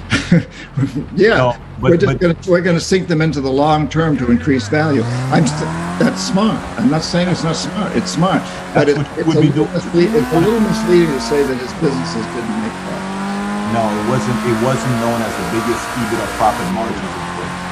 There's bigger margins in other businesses that they could take. Well, that's true. That's true of Amazon.com, but a lot of the other businesses that started off from it. You're right. I don't dispute. Listen, I'm not sitting here one of my questions I had on the list was, how do we fix crony capitalism? That was one of my questions I had for you. I was curious to know what you would say, because I don't think the left nor the right has figured out a way to solve crony capitalism. And I think it's happening on both sides. So since you're the chief economist and former economic hitman, how would you fix crony capitalism today? Or are we in too deep that we can't fix it? No, I never think we're in too deep. You can't believe that. I think crony capitalism is a reflection of that guy sitting over your left shoulder there with the glasses on and the red necktie. It's interesting he's wearing a red necktie. What do you think that symbolizes? It's the same reason why this guy's wearing a blue necktie and that guy's wearing a blue necktie. I think what it symbolizes is the fact that this guy's just saying, I'm not wearing any color. I'm the leader. This is the guy I'm curious about. Yeah, so Milton Friedman over there over your left shoulder, this has been going for a long time, but when he won the Nobel Prize in 1976, probably the most important statement he made, and I'm paraphrasing here, the only responsibility of business is to maximize short-term profits regardless of the social and environmental costs. And that really created crony capitalism, if you want to go there, because what it does is it tells every CEO that you've not only got the right, but you've got the mandate to do whatever it takes to maximize short-term profits, including buying politicians, which now is done legally because they passed the laws to make it legal. But it's still what you're calling crony capitalism, including forming monopolies, monopsonies, and including destroying the very resources upon which your business depends in the long term. The idea of maximizing short-term anything is contrary to most life as we know it on this planet. I think in slang terms, they would say, John Perkins, you're reaching. Yes, you're out of pocket is what they would say. Okay, who would say that? You would say that. Who would say that? But maybe the term that may be making sense is it's a little bit of spinning going on. The guy said the number one job, meaning like the interpretation was, your job is to make profit. You are not forced to. It's like saying, hey, you better give 10% to church. No, I'm going to choose to give 10% to church. You can't force me to give 10% to church. I'm going to give to charity. You can't force me to give. You can force me to pay taxes, which is what a lot of politicians do, but you can't force me to give my profits. I got to make sure I stay in business. So I understand that part. I don't think he was saying go buy politicians. That's not what he was saying. But that's maybe what some people. That's not what he was saying, but that's how it was interpreted. That's how it's been interpreted. We have, so this is almost like biblical studies, and we're reading one scripture from Galatians 1:6, and your interpretation is one thing, and my interpretation is another thing, and the viewers have to decide for themselves. Some are going to say, Patrick, you're full of it. Given that you grew up in Iran, you're probably a Zoroastrian, right? I am so I grew up atheist for 25 years. My parents were both Christian. And 25 years later, after going and studying Jehovah's Witness, 7-Day, Judaism, Christianity, Scientology, all this stuff, the closest thing I felt that worked for me was non-denominational Christian. That's where I'm at. It's a bit of a strange dynamic here. By the way, I was a diehard atheist. When you live in Iran and you see people dying and getting bombed on, it's very hard to believe in a God, especially a loving God. Very hard. So, again, you're talking to a very weird person here, John. Not as weird. I'm not reached your level. I was going to say, Patrick, that's the one thing we'd probably agree on.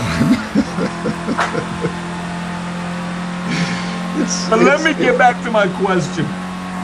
I'll ask the last question. If China really did do what we talked about earlier, honestly, what should be the punishment? If that really did take place? I suppose ideally speaking, the world gangs up on China and does everything possible to impose sanctions, to impose everything on China. That it would have to be a unified effort of most of the world, and I'm not sure that would happen. I don't know how that goes. Because I think so much of the world economy today depends on China, including the U.S. economy. I mean, without China, what happens to our economy? 80% of pharmaceuticals relying on China. 80%. Yeah, high tech. I mean, we talk about Amazon. You talk about Apple. What happens to them without China? So I think ideally, whatever the idealistic response to this is, frankly speaking, I suspect that if the NSA or the MI6 or anybody discovers that China caused this virus, they would do everything they could to keep it secret. Because the implications, to answer the question, if it became public that China did this, what's the correct response?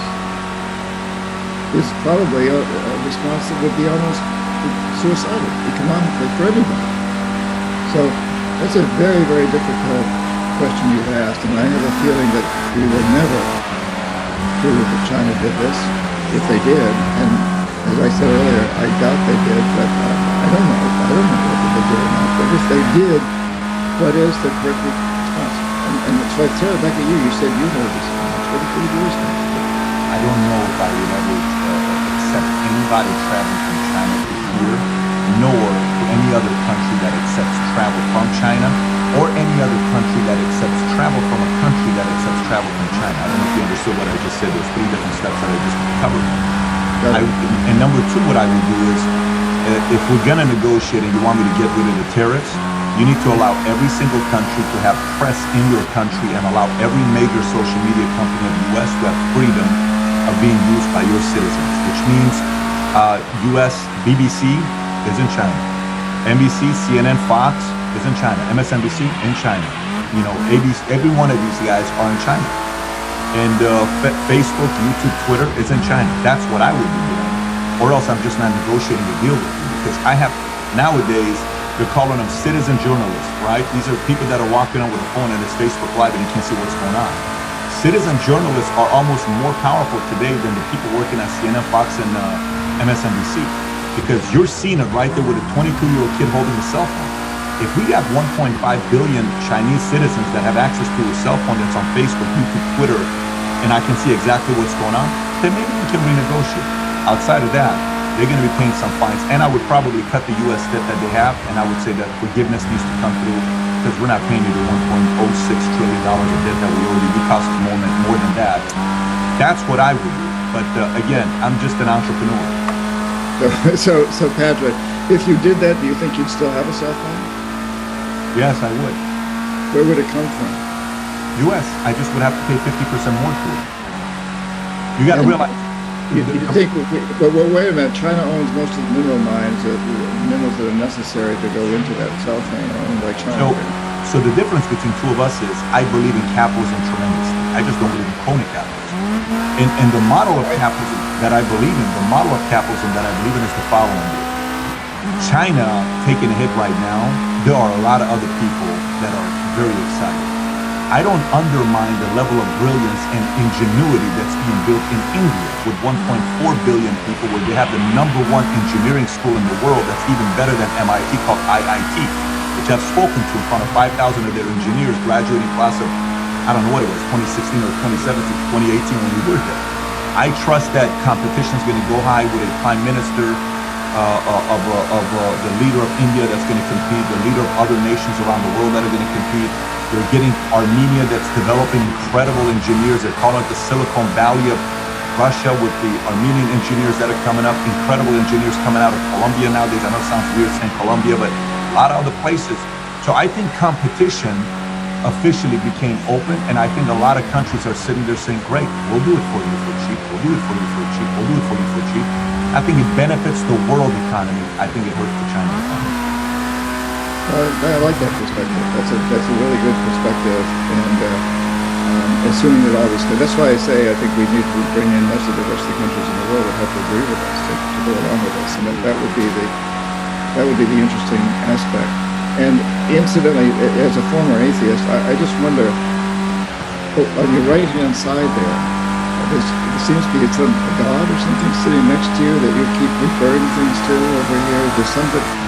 There's an entity over there. Yeah, you get your right hand pen up. You turn to this entity periodically and ask for advice on what year this was. And I would love to see that entity. What is that over there? Are you asking what these two statues are? No, I'm asking about the person that you actually ask voice questions like, what year were we in China? What year was I speaking at the Indian University at ITT? Oh, I'm sorry. It's Mario. Mario's sitting over here. Mario's the guy you were talking to from Guatemala when you guys were speaking in. You guys spoke in Spanish, no? Yes. Mario is here. Let me do this so you can see. Mario is who you spoke to earlier. He's sitting over here. Yes. Mario. I was just trying to give you a hard time, Patrick, about this. Okay. You've got to consult this. You've got these advisors next to you. All I have over here is a 10-week-old kitten.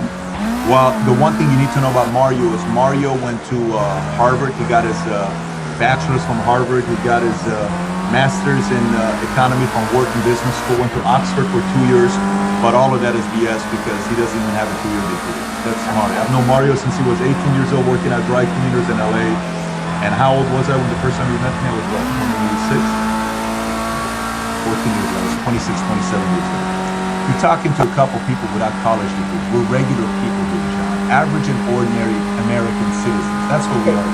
So let me tell you, Patrick, it's funny that I was chief economist at this major consulting firm. My only degree is a Bachelor of Science in Business Administration. I don't have an MBA. I'm not, and I always used to say, I'm a terrible economist. I really am. But I knew enough to hire people that could create, I wouldn't know how to create an econometric model, but I hired people who knew how to create econometric models. And one time a guy who was my second in command in my department, I hired this PhD from Harvard Business School. And this guy who's second in my command comes up to me and says, hey, aren't you afraid this guy's going to take over your job? He's got a lot better credentials than you do. And I say, yeah, well, that's why I'm hiring him. He's got the credentials, but he's not a good con artist like me. Wow. What is an economic hitman? A con artist who then uses perception. We get back to this perception. Who uses the PhDs to create these fancy reports and econometric models to convince people to do things that he wants to convince them to do. And I'm just glad that you weren't president in one of those countries that I was up against, because I don't think you would have bought into my deals necessarily. And you're such a nice, sweet guy. I would not want to have had to call in the jackals on you. Guys, listen, I will take that as an unofficial threat, is what I'll take. That's an unofficial threat if I were president. thank God I'm just a business guy. John, I'm gonna do a quick speed round. I'll give you a name. Tell me one word that comes to mind. If you don't have any, just say no comment. Milton Friedman. Short-term profits. Edward Snowden.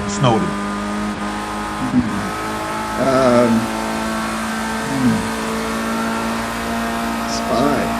Okay. Julian Assange. Idiot. Jeff Bezos. Oh. Oligarchy. George Bush. W. Which one was that? First or the second? The son. The son. Incompetent. Okay. Saddam Hussein. Villain. Omar Torrijos. Charismatic.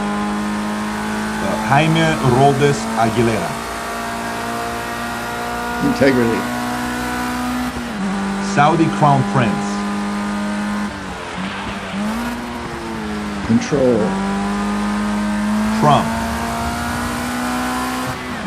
Divisive. Mossadegh.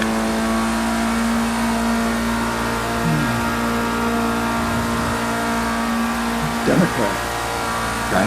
Karl Marx. Marxist. Mohammad Reza Pahlavi. That was supposed to bring a laugh. It did, of course. I'm like, safest answer he could give was Jesus, it took you a while.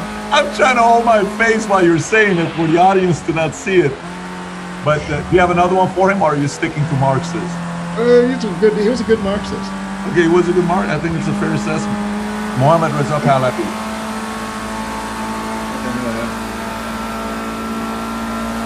Dictator.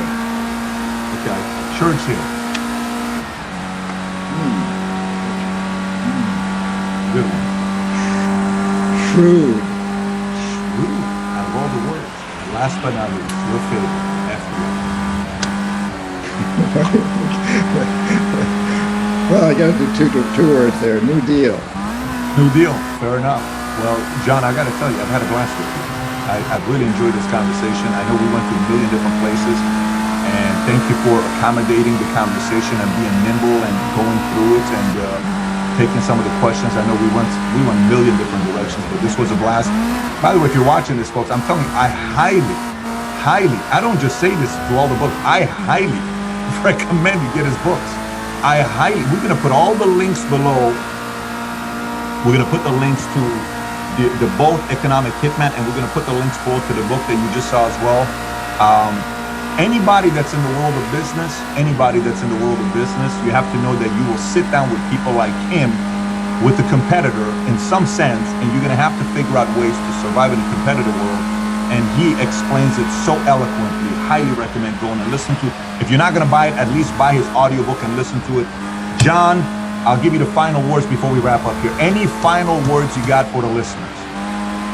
Patrick, I'm so grateful that you do what you do, because I think that this is the essence of democracy.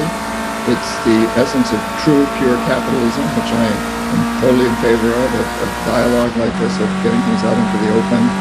It's so important at this time in our history and in these difficult times we're going through that we get these things out there and that we have discussions like this. It's very important that we disagree, that we have the ability to disagree, that we listen to each other and we can disagree and learn from it. I've learned a lot from you today. I appreciate that. And to your listeners, I'd say, I think we should all understand that we live in blessed times, and this isn't to detract from the terrible suffering, the deaths, all the difficult things people are going through, but we really live at a time when we have the opportunity to communicate like this. We have the opportunity to see what's going on in the world. We're living at a very, very auspicious time in human history. Excuse me, and I think we should be grateful that we're alive at this time. And I'm grateful, and I deeply appreciate what you're doing, Patrick. And Mario is from Guatemala. I take groups of people to Guatemala in January. I'm planning on going down and hanging out with the Mayan shamans. I think the two of you ought to join me. We keep the group small, 15 people, intimate. We could, you and I could entertain the other people, but most of the time they're having this discussion. But seriously, I think you'd love to do that. It's a great. We spend a lot of time with Mayan shamans who are very, very brilliant people and open the doors to other ways of thinking. So these are, you and I are very You're listening. Well, another 13 of your listeners also.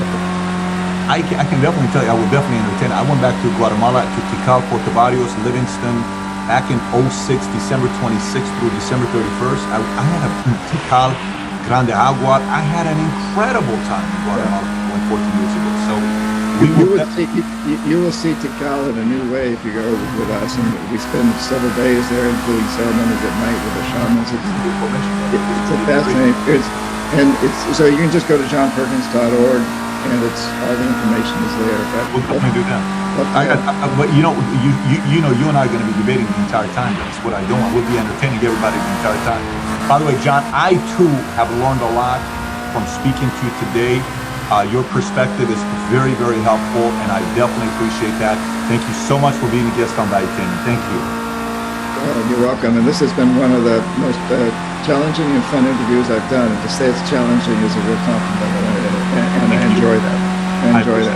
Thank you so much. This will be great work, Patrick. Thank you. What was your biggest takeaway from this interview? You saw when we talk about China, Mossadegh, Iran, the Shah, many different angles, some politics they didn't want to go to. We kind of went there, had to go 3 times to talk about China. He finally opened up, gave a little bit of insight. Was it a job that they did? Was it intentional? Was it accidental? How should they be held accountable? I want to hear from you. Comment below. I got 2 other interviews I want you to watch if you enjoyed this interview. One of them is with General Spalding that was done 7 months ago, pre-coronavirus, which he explains when he went and lived in China, what is China's game plan by Made in China 2025 with the China silent takeover, how China took over while the America's elite slept. If you've not watched it, watch it. The other one is an interview I did with Joshua Phillip from Epoch Times, which is very, very deep on what he reveals about China. Click over here to watch this one if you've not watched it before. And if you've not subscribed to the channel, please do so. Thanks for watching, everybody. Take care. Bye-bye.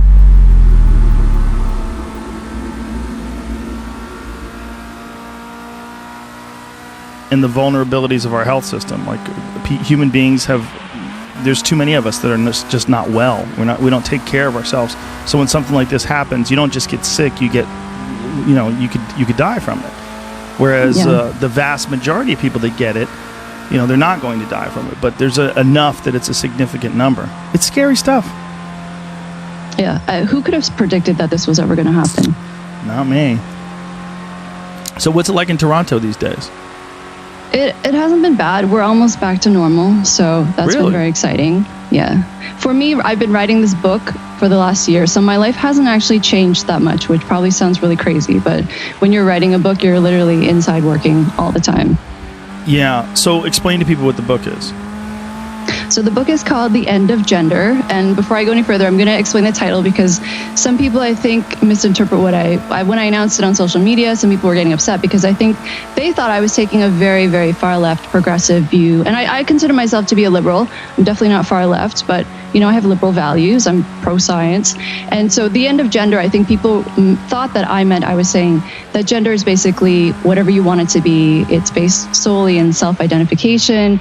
There's no tethering to biology. And that is not what I'm saying with the book at all. And I think if anyone's ever read my columns or seen my appearances or they listened to the talk that I had with you last time I was on your show, that's definitely not what I'm saying. I'm saying the complete opposite, that the fact that science denial and misinformation about gender is so prominent now is really poorly affecting our ability to understand gender, and that's leading to the demise of our understanding of it in an accurate way. If you don't mind, just to start things off, will you please give your credentials and tell people what you do? Yeah, so I have a PhD in sexual neuroscience research.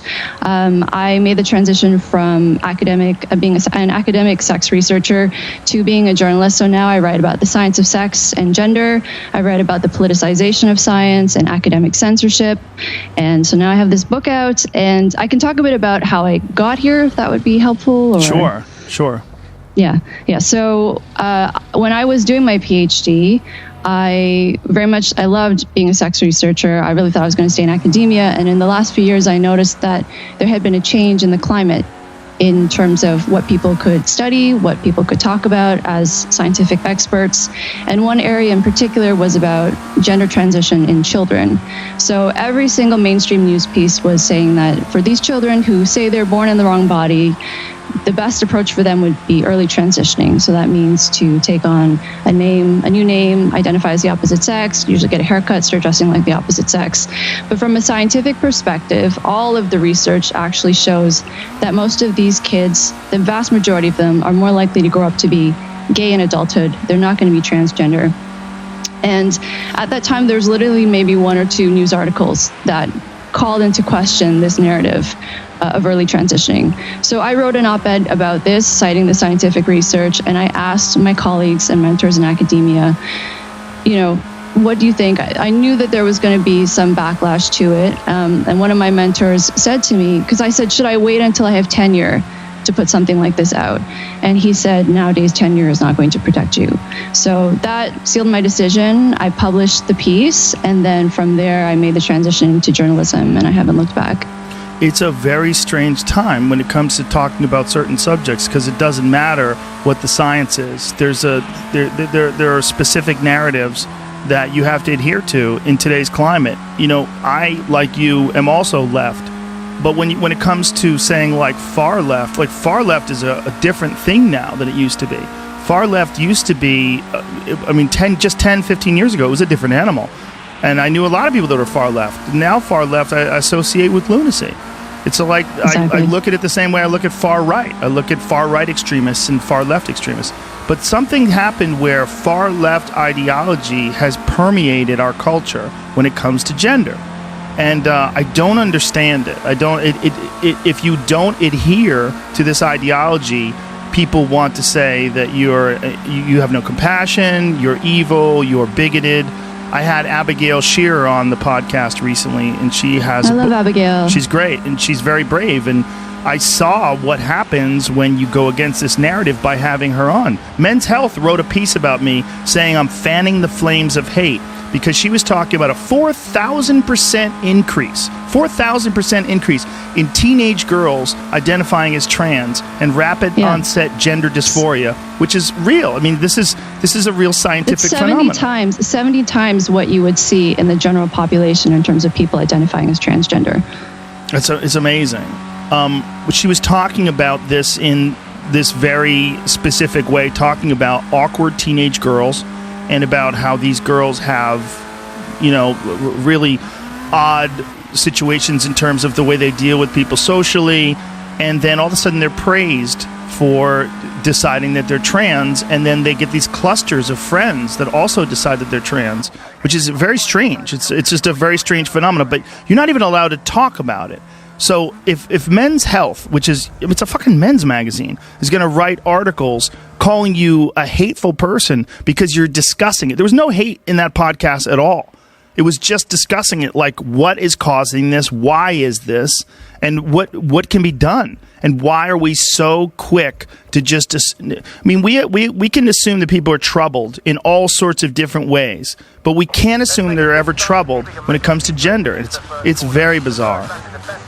I think what you were saying with why it's gone so far left, I do think a lot of this is coming from empathy, which is a good thing.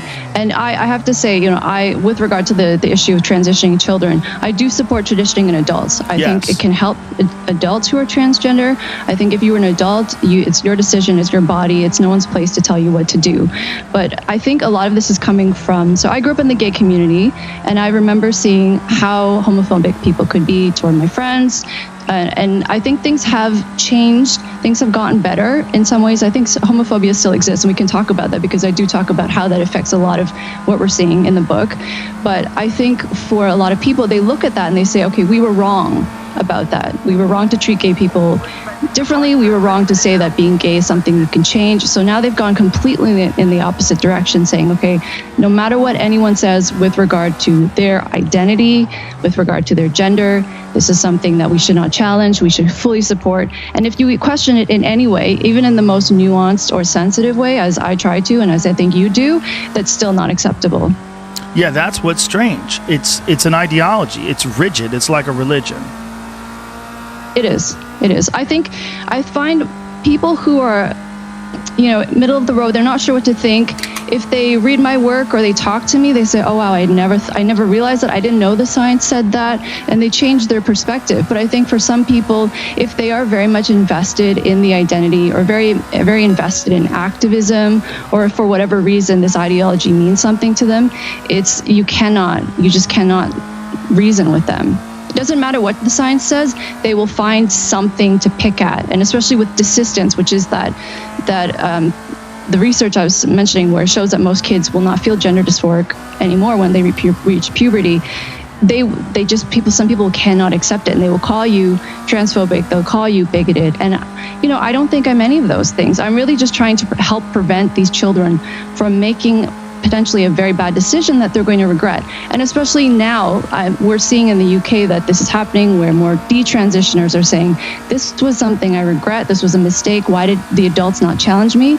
I really think, so right now we're in August 2020, I think within the next 5 years, or maybe a little bit longer, we're going to be seeing an explosion of children coming out and saying, I did not want to transition, this was a mistake, and it's really going to be awful. Well, we're already seeing that. There's a lawsuit that was very prominent in the UK recently about a young girl who transitioned to be... Do you know the lawsuit I'm talking about? I do, yeah. Kira Bell. Yeah. I mean, it's heartbreaking because she's essentially ruined her body to the point where she's not going to be able to have children. In many cases, a lot of these girls can't have orgasms ever again. No. Exactly. Yeah. But I think in North America, we are still very much in denial about this. Whenever I am on a show, if I'm on TV and I talk about this, the backlash after is just crazy. And I'm thinking, people need to wake up. I'm trying to stop this from happening, right? The whole point of writing this book and saying these things is trying to prevent what's about to happen. Yeah, the backlash it's very strange because a lot of the backlash is from trans folks. And it seems that they equate any criticism or any examination of even children, even small children transitioning to transphobia. You must hate. And I get there has to be some trans people that as children knew that they were women or they were the opposite sex, that they were in the wrong body. There has to be. The question is, I don't disagree with that. I think we both don't. The question is, how many?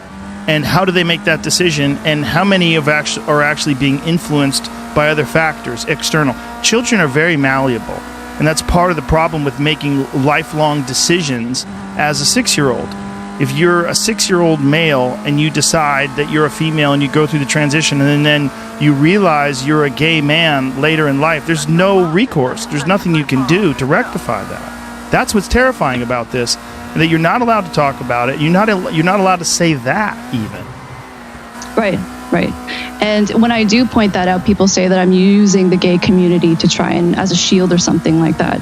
But medical professionals need to be the ones to do their job because it is their job. They should be doing proper assessments with these children and adults too to determine, what is the best way forward for you. And that's the only way they can really determine on a case-by-case basis whether transitioning is going to help somebody. But they can't do their jobs right now. Everyone I know that is ethical in the field has left or they stopped working with these patients because they don't feel they can do their job properly. So what you have instead is the people who are currently operating are activists, and they will really facilitate whatever a patient wants them to do, whether or not that may or may not be the right thing for them. Yeah, how did we get to this point? Now, how did we get to this point, first of all, in academia? You come from academia. How did we get to this point where some subjects cannot be discussed, where, like, you were talking to that other professor, and they were saying, even if you get tenure, this is not going to protect you. Like, what happened? Within sex research in particular, I feel like sex research was the canary in the coal mine because we saw this coming decades ago in that one professor, Michael Bailey at Northwestern University, there's been a long history that's ugly between sex researchers and transgender activists. And Michael Bailey wrote a book, I think it was 2003, that really enraged some activists. And I have to say, trans activists don't speak for all transgender people. I have many trans people who've reached out to me over the years telling me that they actually agree with me. But I feel activists tend to be the most vocal. They tend to be the most aggressive. And so after researchers saw what happened to Mike, in the book I talk about the things that they did to him. Some of them were very unethical and they really tried to ruin him professionally and his personal reputation as well. And so after that, people said, well, I'm not touching the subject because it's just not worth it. And so anyone who has tried to counter trans activists since then also face really serious, repercussions. So I think that's been part of it. And I think also with more broadly with this ideology, that students are being taught this and they graduate, they go out into the real world, they get jobs. And a lot of people, even 5 years ago, I would say, dismissed a lot of this ideology, especially around gender. They would say, that's only in academia. That is not something that's actually going to affect me in my, real life. But here it is now. It affects everybody. There's no way that this is not affecting you. I think it's just a question of how much do you pay attention to it. People send me messages. They tell me about when they have training at work. They tell me about their kids' education. When they get the book, I don't just talk about transitioning children. I talk about the idea that gender is not a social construct. It is not a spectrum. I talk about how there is a relation between gender identity and sexual orientation, which you're also supposed to not say, apparently. I talk about sex differences, and these are all things that are considered taboo, and I don't understand why we can't just have a fact-based conversation. And we're not saying that this information justifies discrimination against people. In fact, I'm always very clear to say that it doesn't. Well, I think this is one of the reasons why you're so important, because you're obviously a very intelligent, kind person, and you're not a hateful person, and you're not in any way discriminating. You're looking at this as a scientist, and you're looking at this as a person who is very frustrated by the fact that you can't discuss science, particularly when it comes to really critical aspects of people's lives, which is sex and gender. I would love to talk to you about what you just said, though. When you said that there's not a spectrum when it comes to gender, that's a common narrative. So what do you mean by that? Like there's not a spectrum? So there are two genders. And so gender, for 99% of us, our biological sex is our gender. Biological sex is determined by gametes, which are either eggs or sperm. So there are no intermediate gametes. So gender is either male or female. So this I do not think validates the existence of intersex people or transgender people. I think we can advocate for equal rights for those communities. We don't have to reconceptualize what gender or sex are. And also for intersex people in particular, most of them want to live within the binary. They want to live as either male or female. They don't want gender or sex to be collapsed into a kaleidoscope or a galaxy or whatever else. I mean, this is what's being published in scientific papers now. They refer to gender as quite literally a galaxy. So, I mean, it's ridiculous. That's pretty crazy. Not just a spectrum, but a galaxy. 250 billion types. Is that what it's like? Like all the stars? That's crazy. When you say there's just two genders, first of all, that's going to enrage people, right? Mm-hmm. But second of all, will you concede that there are very feminine men and very masculine women? And if that is true, what accounts for that? It goes back to the prenatal environment. So I definitely don't deny that they're gender atypical people. I, as a woman, I look very feminine, but I'm actually very gender atypical. I've always felt more masculine, and even to this day, I feel much more masculine than feminine. Wait a minute. Hold on a second. You feel masculine? Uh-huh. Really? That's crazy. You don't. Yeah, you would never know. Oh my God, you don't even seem remotely masculine. Like, what determines that you are masculine? I would say, well, from a young age, I'd always been more like boys. I looked like a boy when I was younger. My friends were always boys and guys, and I've just always felt more like a man, just like you feel like a man, right? Gender is one of those things in terms of how we describe it is so personal, and that's why I feel it's so important to focus on the evidence, because without that, what do you really have? So what it comes down to is the testosterone exposure in the womb. Right, but how are you like a man? If you see, well, how can I say this? It's hard for me to not go and digging into personal examples, right? But I would just say I've always been more like boys. If you look at how boys behave and how girls behave, I've always been more like the boys. Okay, like in your interests, and you're into fast cars. My behavior. I'm into fighting, right? I'm a martial artist. When I was young, especially, I used to always get into fist fights with the boys, and I would actually win. But that's hilarious, because you seem very feminine to me. That's very odd. People always say that to me. Yeah, for sure. So this spectrum that does exist, even though there are two genders in your opinion, a male gender and a female gender, Well, it's not in my opinion. It's Okay. not in my opinion. It is. Okay, but scientifically, right? There's two genders, but this is obviously a hot button subject, right? If just Oh, yeah. saying there's two genders will get you canceled. Oh, I know. We can talk about the non-binary movement because I'm actually very concerned Okay. in terms of what that movement is about. And I am all for, listen, I'll use whatever pronoun someone wants me to use. I'll be respectful. My issue is when people, again, say that this is backed by science when it isn't. And when we're also not talking about what it's actually about. So for a lot of people who are identifying as non-binary, I think it's coming from a place of sexism in society or homophobia. So a lot of people who identify as non-binary, especially among people who are born male, they will normally come out as gay, as a gay man, and then decide to be non-binary. Or for people who are born female, many of them they feel a lot of discomfort around their bodies, the changes they experience being a woman. They don't like the attention that they're getting. They don't want to be sexualized. For some of them, they have exposure to pornography at a young age, and they think that is actually what sex is going to be like, and they think, I don't want that. So how do I avoid that? Well, if I become something other than a woman, I will not have to experience this. And no one is saying to them, number one, pornography. I'm definitely not anti-porn. I used to write for a very prominent men's magazine, so I have no issue with that. I just think we have to be able to have a conversation saying, if you feel different, that doesn't mean you shouldn't be a woman. Or with regards to pornography, it's entertainment. So that's not what sex is going to be like when you get there. Right. Let's start with the non-binary aspect. Do you think that? I mean, I know people that claim to be non-binary, and I'm trying to say this in a nice way. I think some of them, it's a cool thing to say you are.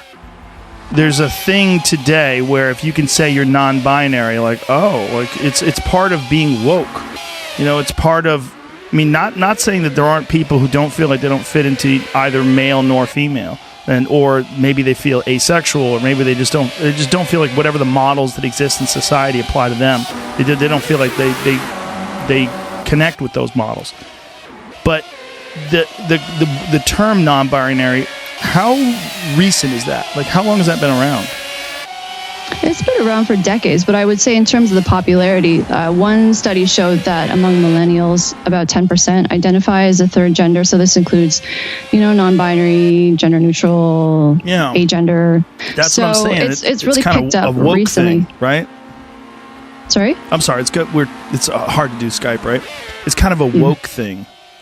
Mm-hmm. I think it's a way for some people to signal their politics.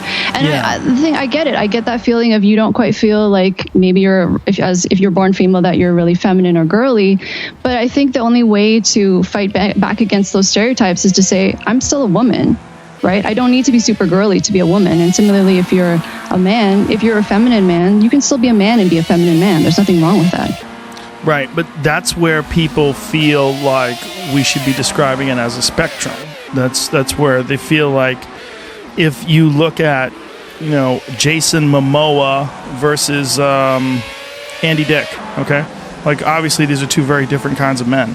And that's where people would apply the concept of a spectrum. Right, but why can we not just say they're both men? I don't understand why, just because someone is slightly different, that they suddenly need to be categorized as we have to reconceptualize what it means to be a man just because they're different types of men.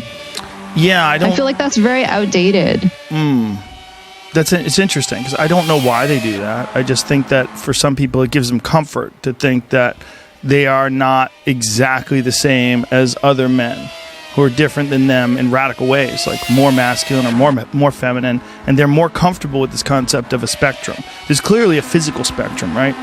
There's a spectrum in terms of body types and ectomorphs and endomorphs and mesomorphs, and there's a spectrum in terms of height and size and weight and all these different things.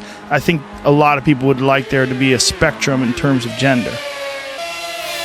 The sense I get from people who identify this way is that there's some sort of discomfort in their birth sex. And I would I think, if we could talk about this openly, and that's what they still decided. My issue also with this movement is, for some people, they go on and they will get surgery. So double mastectomies are very common among people who are born female who identify as non-binary.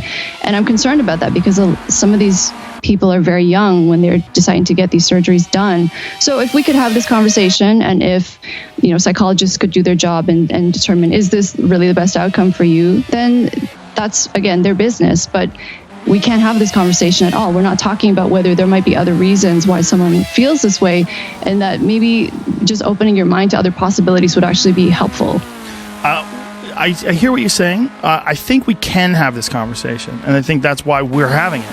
And I think you and I, you're very brave to have me on. We are having this conversation, but I feel like most people in the general population would be horrified. They'd be scared. I don't think it's most people in the general population. I think it's a small percentage of people that are very angry at these conversations. And I think the reason why is because they believe that these conversations equal hate, or these kind of conversations equal either homophobia or transphobia.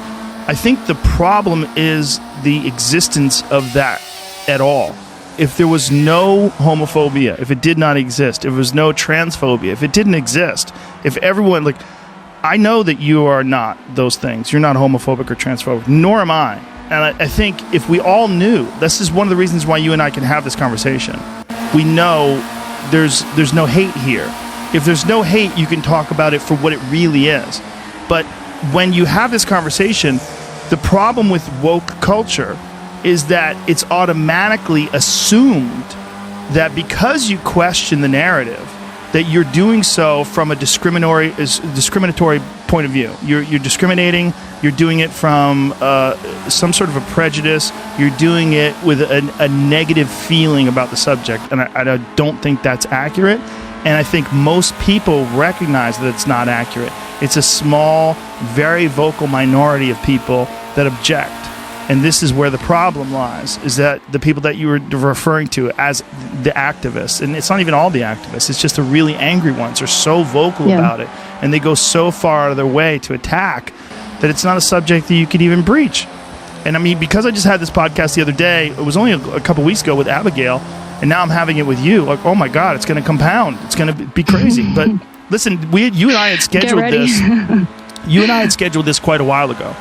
The Abigail thing came up fairly last minute because she had been on Bridget Fettisy's podcast, and no one else wanted to have her on. And she has this book about a subject that's very, and as a person who has daughters, this is, to me, is a very important subject. I also have friends who have daughters, and their daughters' friends are doing this. They're going through this whole transition, and my friend who has this daughter, he's like, I don't think your friends are trans. I think they're caught up in this whole movement, and when there's 4 or 5 of them that are deciding that they're trans, like, this is, it doesn't seem like the numbers match up.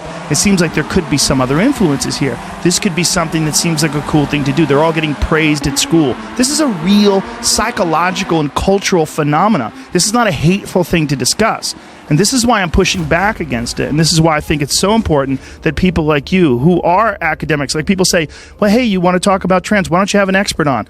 That's what you are. You actually are an expert. Yeah, and the crazy thing is even experts are really scared to talk about this because of what will happen to them if they do. Because I'm not in academia, and I'm very fortunate. I'm so grateful to the editors who will work with me, people who have me on their show like you.